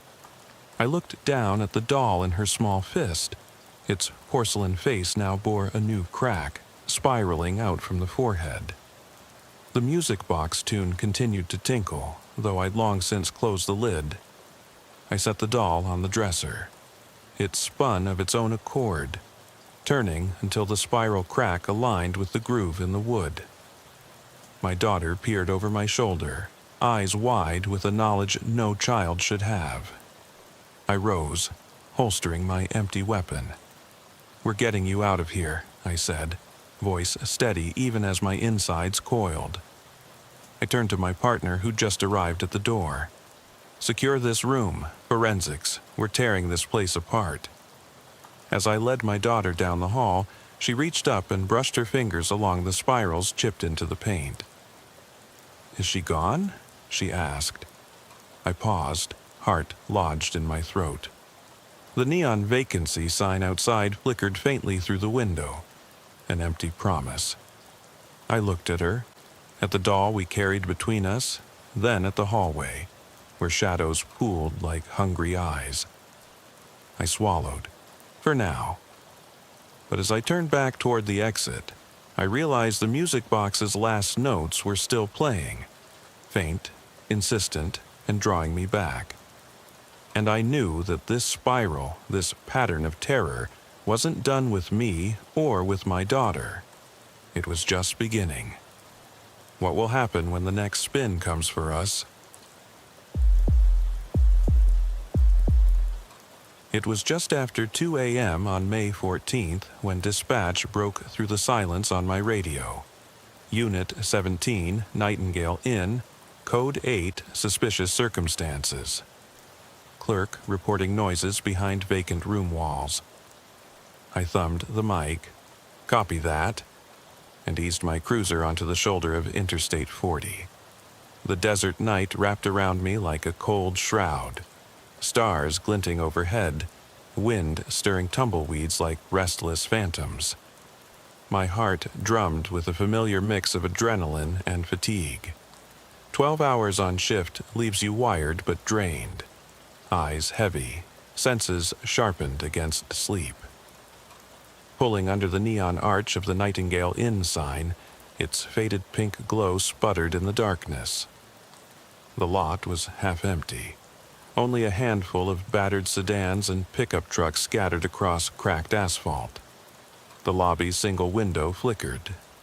Inside, the receptionist sat hunched behind the desk, shoulders tense, eyes bright in the weak fluorescent light. I grabbed my flashlight and badge, stepped out of the car, and called out, "Arizona Highway Patrol, Deputy Carter." The clerk looked up, pale, voice low. "Thank God you're here. It's room 12. They said it's been out of service, but last night I heard scratching, like something digging through the drywall." She offered me the keys on a tarnished hook. I clicked on my flashlight and crossed the lobby. Each step echoed against the linoleum floor, scuffed, sticky, smelling of stale coffee and cleaning solvent. The logbook lay open to May 12th. No entries past that date. No record of any guest in room 12 for weeks. I pushed through the heavy oak door into the narrow corridor. The wallpaper peeled in damp curls. Floral patterns faded to yellow stains. The carpeting underfoot felt damp and worn. I could see dust motes swirling in my beam. Room numbers marched past, 10, 11, then 12. No light beneath the door, no welcome mat, just silence. I knocked once, hard, and waited. My knuckles stung. No answer. I knocked again, louder, nothing. I jiggled the doorknob. It turned easily, swinging inward with a faint creak. I radioed dispatch. Entering room 12 alone. No visible occupant. My voice sounded flat in the narrow space. Inside, the air was heavy, warm, stale, tinged with mildew. I swept my flashlight across the bed, rumpled sheets, but no body. The nightstand held a half-drunk cup of black coffee, its surface rippling with steam. The old TV in the corner glared static, the screen cracked. Ghostly shapes dancing in the white haze. An orange glow from the vending machine in the lobby bled through the vertical blinds. I swallowed and stepped in, mindful of every loose board underfoot. I checked the closets first. The main closet door hung off its track. The rod was empty. No coat, no luggage, nothing. The bathroom door stood half open. I eased in, flicked on the light, bulb hanging by its wires, casting sickly shadows. The sink bowl was scratched, the mirror streaked. I leaned closer. My reflection looked gaunt, eyes ringed with exhaustion. I heard it then, a faint shuffling, like fabric brushing against metal, coming from the wall behind the toilet. I trained my beam on the vent cover above and saw scuff marks on the plaster. My pulse spiked. I knocked on the wall. "If someone's in there, step out or I'll come in after you," I said, voice steady but low. The shuffling stopped. For a moment, nothing but the hum of the air conditioner. Then a soft, deliberate tap, 3 quick knocks, directly behind the bedside panel. I holstered my taser, drew my sidearm, and approached the wall. The panel there was a thin rectangle of plywood, clearly a repair job. With a grunt, I pried at one corner and the panel swung inward a few inches. Darkness yawned behind it. My flashlight caught a glint of fabric. I stuck my arm through and felt rough denim. I pulled back and shouted, "Hands where I can see them!" A raspy breath answered me. I felt my own breath catch. I pried the panel fully open and swept my light inside the cavity. A man's face stared back, eyes wide, pupils blown, sweat streaking down his cheeks. His hands were clasped together in front of him. I barked, "Arizona Highway Patrol, get out here!" He froze. I stepped forward, flexing my fingers on the grip of my pistol. The man's eyes darted to the floor, then flicked back to mine. Slowly, he emerged, chest heaving. He didn't speak. I cuffed him behind his back and eased him into the room. His jacket slipped from his arms onto the carpet with a soft thud. Underneath, all black clothes that blended into the shadows. I led him into the corridor just as backup arrived. 2 patrol cars sliding in, lights green and white painting the walls. The clerk peered around the corner, horror widening her eyes as she saw him in cuffs. Hands pressed to the desk, I dropped the man on his knees. My flashlight beam shook with the tremor in my hand. He looked at me and whispered, "I thought nobody came." I radioed dispatch, voice clipped. "Suspect detained. Stand by for transport." The shift had gone from routine to surreal in minutes, but as I turned back to the door of room 12, flickering overhead, it swung closed behind me. No wind stirred, no one else in sight. I reached out, metal was cool under my fingers, but the inside was empty again. The panel where I'd pulled the man out was freshly sealed, the gap sealed over as though it had never been opened. My backup stood behind me, flashlight beams crisscrossing the corridor. I met their eyes, searching for some explanation. The suspect's cell phone lay on the nightstand, his fingerprints smeared across the screen. We checked it.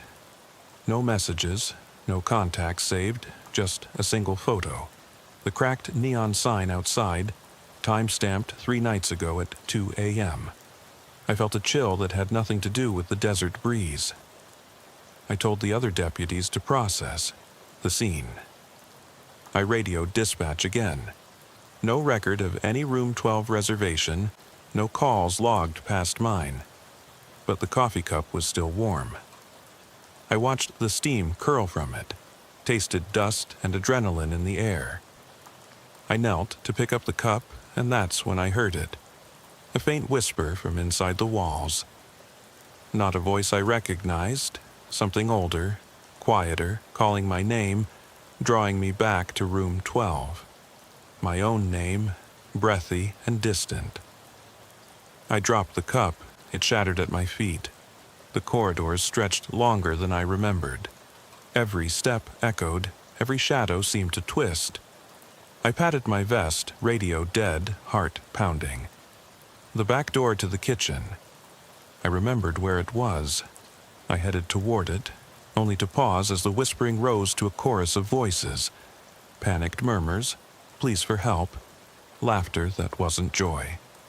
I froze, flashlight swinging, sweat beating at my temples. Room 12's door creaked open from the inside. I swallowed hard, tensed for what might emerge. The door swung wide on its own, slow and deliberate, revealing nothing but shadowed emptiness. My flashlight beam cut a narrow path into the dark room, illuminating peeling wallpaper and a mattress stained dark at its center. My breath caught in my throat. The whispering chorus behind the walls had ceased, replaced by a heavy, expectant silence. Every instinct told me to back out, but I couldn't. I stepped inside. My hand trembled as I swept the light across the floor. Footprints, bare, damp impressions, led from the threshold straight to the nightstand, then vanished beneath the bed. I crouched to inspect them. They were too small to be mine, and they glistened with moisture that smelled faintly of rust and rot. My skin crawled. I stood abruptly and aimed my torch at the bed itself. The sheets had been pulled back neatly, as though someone wanted the bed to look unoccupied, but the mattress sagged in the middle, as if bearing an invisible weight.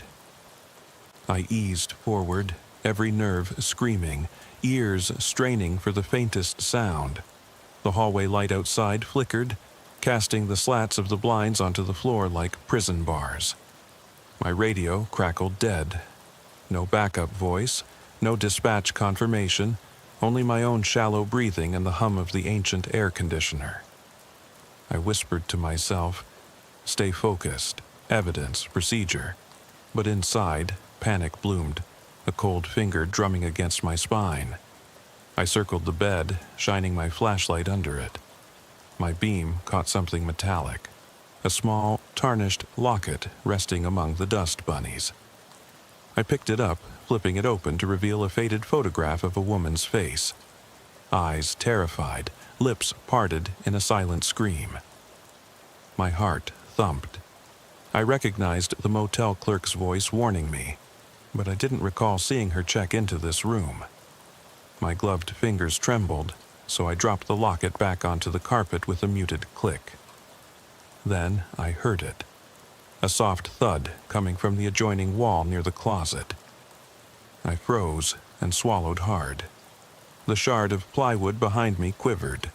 The panel I'd sealed now bulged outward like a breathing chest. I raised my gun and called out, "This is law enforcement. You need to show yourself." Silence. I flicked off my flashlight to preserve night vision and watched the wall in near darkness. Moonlight filtering through the blinds painted mottled patterns across the floor. Slowly, the panel slid inward, as though drawn by unseen fingers. A hand emerged, pale and thin, followed by an arm. I leapt back, drawing my weapon, finger on the trigger. "Arizona Highway Patrol," I yelled, voice echoing. "Hands up, show me your face."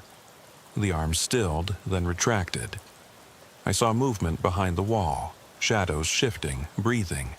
Then suddenly, the panel slammed inward with a dull thud, leaving only the flat surface of plaster. My heart thundered. I pounded the wall with my fist. "Come on, you can't hide from me." No answer.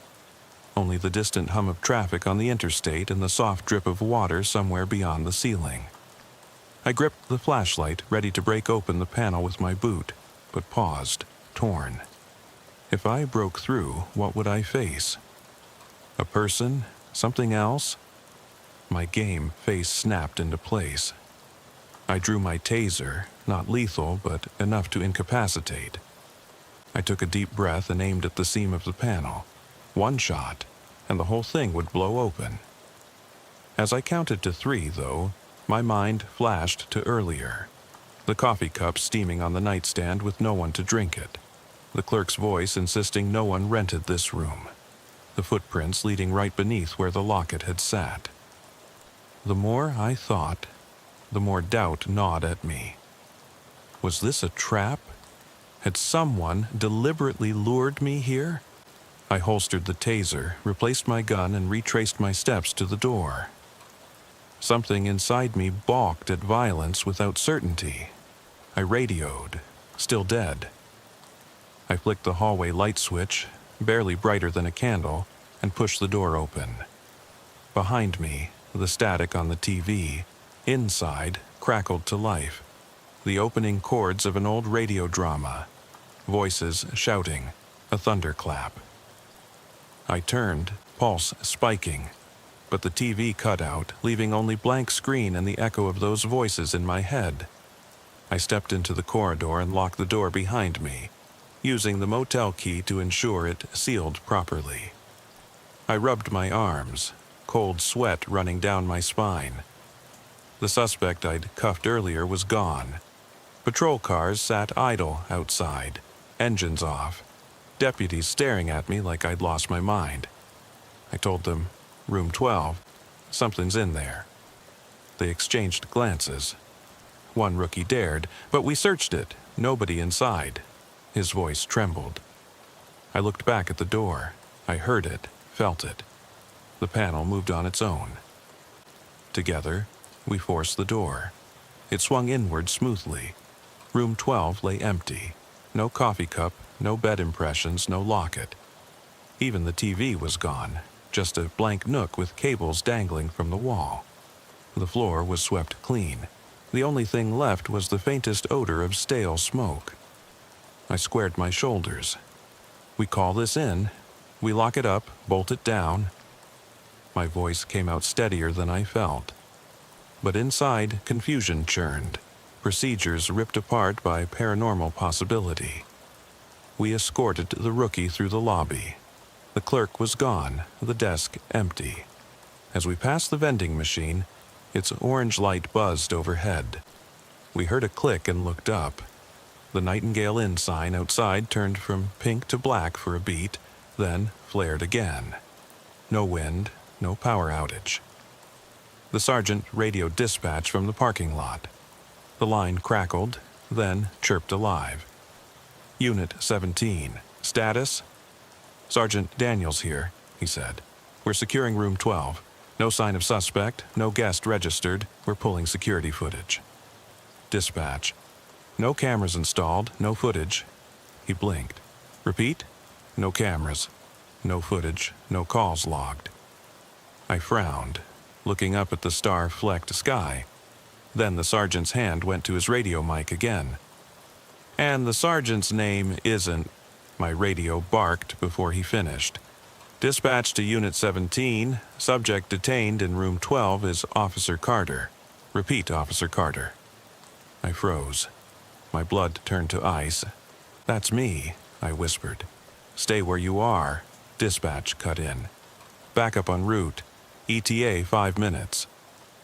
I glanced at the sky, then across the lot at my cruiser. Its lights were still on. Keys were in the ignition. I'd never left the engine running. Heart pounding, I walked back toward the lobby, sense of time unspooling. The door to room 12 loomed ahead. My reflection flickered in the glass.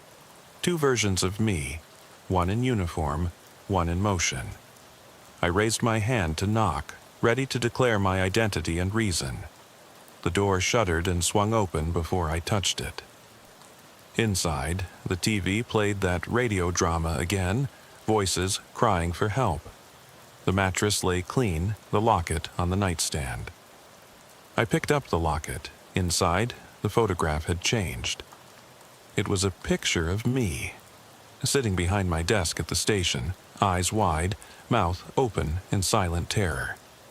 The date, etched on the back, read May 20th, 2025. 6 days from now. My radio crackled once more. Unit 17, do you copy? I didn't answer. I dropped the locket and stepped back. The room went dark. The door closed itself with a long, slow creak. I blinked. The corridor was empty. The sergeant's radio fell silent. My breath rasped in my chest. I looked down at my reflection in the polished floor. The face staring back at me showed no fear, only resolve. I reached out and placed my hand on the door handle. I drew in a ragged breath and stepped over the threshold once more, the door clicking shut behind me with a resonance that felt like a verdict. My flashlight beam wavered, casting long, skeletal shadows against the warped hallway walls. The air smelled of dust and old sweat. Every breath felt heavy, like inhaling decades of stale motel secrets. My heartbeat thundered as I clutched the locket in one hand and my gun in the other, the weight of both instruments anchoring me to reality. Somewhere beyond the peeling floral wallpaper, I could still hear that low, insistent hum, the motel's own pulse, or something darker animating it. I advanced, each footstep slow and deliberate, listening for any sound that belonged to the natural world. The corridor stretched unnaturally long, the lamps overhead flickering in sequence as though they were breathing. When I passed rooms 10 and 11, their doors gaped open, revealing nothing but empty beds and shredded curtains. No furniture had moved, no evidence of passage. Yet I could feel presence, something lingering just beyond the edges of my vision, slipping in and out of the shadows. The locket felt warm against my palm. I flipped it open again, and the photograph stared back. My own face, eyes wide with the same terror I felt now, mouth frozen in a silent scream. My name and badge number were etched faintly on the metal frame. Deputy Ezra Carter, May 20th, 2025. My breath caught. My pulse slammed against my throat. I closed the locket, determined not to believe what it implied, until I spotted fresh footprints in the thin layer of dust at my feet. They were small, shoeless prints leading toward room 12's door once again, as if I, or someone wearing my shoes, had just passed this way. At the threshold of room 12, the temperature dropped. My exhalations hissed out in vapor clouds, and I realized I wasn't just sweating nerves anymore. I was freezing. I tucked the locket into my pocket and placed my hand on the cold doorknob. My glove trembled. For a moment, I thought about radioing dispatch, but the channel was dead. No static, no crackle, just oppressive silence. I pushed the door open and shone my light inside. The mattress was gone, replaced by a single wooden chair turned to face the wall. A thick rope coiled neatly on the seat, its end frayed. The coffee cup sat on the floor beside the chair, empty now, but I could still see the ring of dark stain where it had rested. On the wall in front of the chair, scrawled in what looked like smeared ash, were the words, "I know what's coming." My heart stuttered. Who had written that? And why? I looked at the rope and felt bile rise in my throat. The room felt like a trap, an invitation to confession or destruction. I swallowed hard, forcing my fear down so I could think. I edged forward and knelt beside the chair. The rope felt brittle, as though it had been here for decades. I brushed my fingers along the fibers and realized they were warm, freshly disturbed. Someone had been here, right before me. I stood and scanned the room again. The panel on the opposite wall was intact, no gap, no sign of entry or exit. My prisoner, if he was ever here, had vanished, or perhaps he was still inside, hidden by some deeper secret. A soft creak behind me made me spin around. My flashlight beam darted to the closet door, half open once more. I approached, every muscle tightened. The smell of damp earth and something coppery, blood, wafted from the darkness beyond. I flared my light inside. Nothing but spilled toiletries and rumpled hangers. Yet the floor beneath was scratched, as though someone had clawed at it. I crouched, shining the beam along the baseboard, finding shallow gouges that formed a jagged line toward the back corner. A muffled thump from behind the walls echoed through the room. My own voice came out in a trembling whisper, "Show yourself." No answer, only the hum of the ancient HVAC sputtering to life. Then I heard it, my own voice, faint, pleading, "Help me." I froze. That was my voice, but from where? I pressed my ear to the plaster. The wall felt alive, vibrating with the echo of my past and future selves. I stepped back and realized my flashlight's battery was dying. The beam sputtered. Panicked, I fished out a spare from my pocket. 2 more bars of light. I clicked it on, stripes of brightness carving through the gloom. The rope on the chair quivered, as though caught in a breeze I couldn't feel. I edged closer, hand hovering over my holster. Then, on the seat of the rope-laden chair, I saw my badge, pinned to the wood by a rusted nail. It gleamed, even in the low light, its number matching mine exactly. I swallowed, vision swimming. The locket, the photo, the badge, each a signpost pointing me toward some destiny I didn't want. I hefted the chair with effort and moved it toward the door, intending to block any sudden assault from behind. As I shifted it, the rope slid off, uncoiling and wrapping around my boot. I yanked my foot free, yanking the chair back into place, only to catch a glimpse of a figure in the corner of my eye. A silhouette pressed flat against the far wall, limbs folded wrong, face obscured by shadow. I swung my light and gun in tandem, voice rising. "Stop! Show your hands!" The shape dissolved into the wall, or perhaps it ducked behind the panel. I lunged forward, prying the panel once more, but it stood firm, no seam, no gap.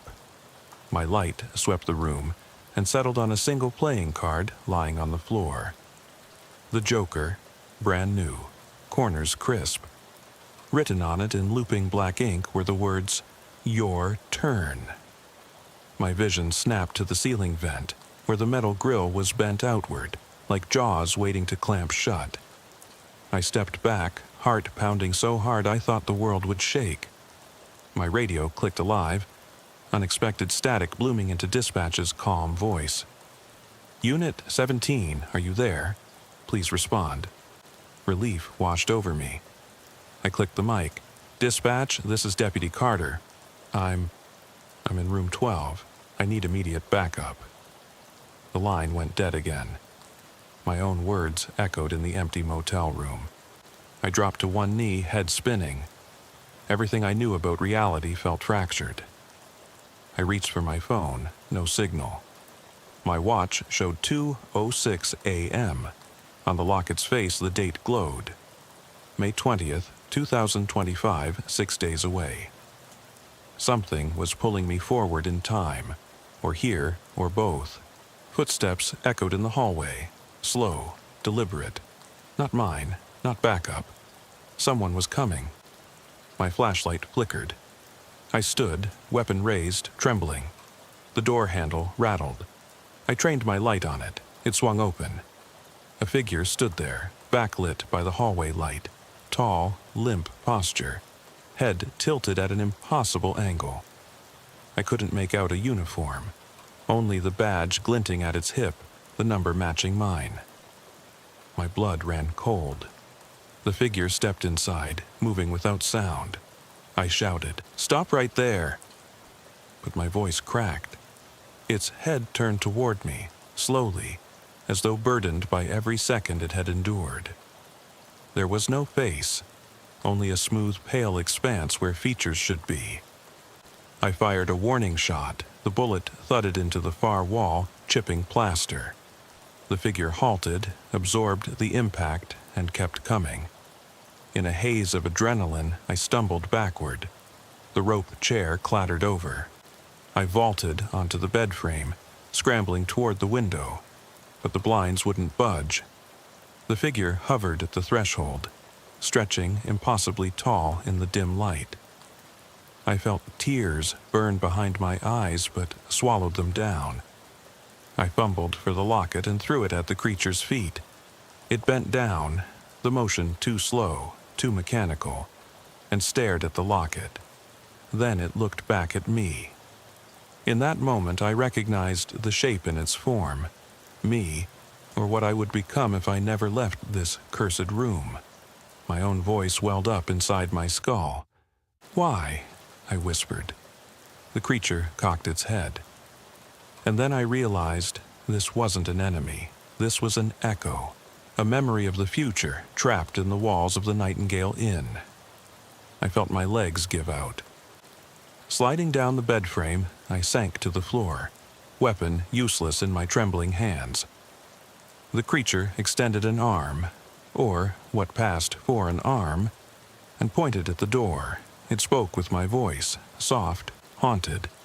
"Go back, before it's too late." The hallway light flickered once more. I looked away from the creature toward the door, toward the path I'd already walked and the path I must still choose. My radio was silent. The motel sign outside buzzed and dimmed. Somewhere behind me, a whisper. "Your turn." I scrambled to my feet, heart hammering. The creature materialized behind me, its presence pressing like a weight. I didn't turn.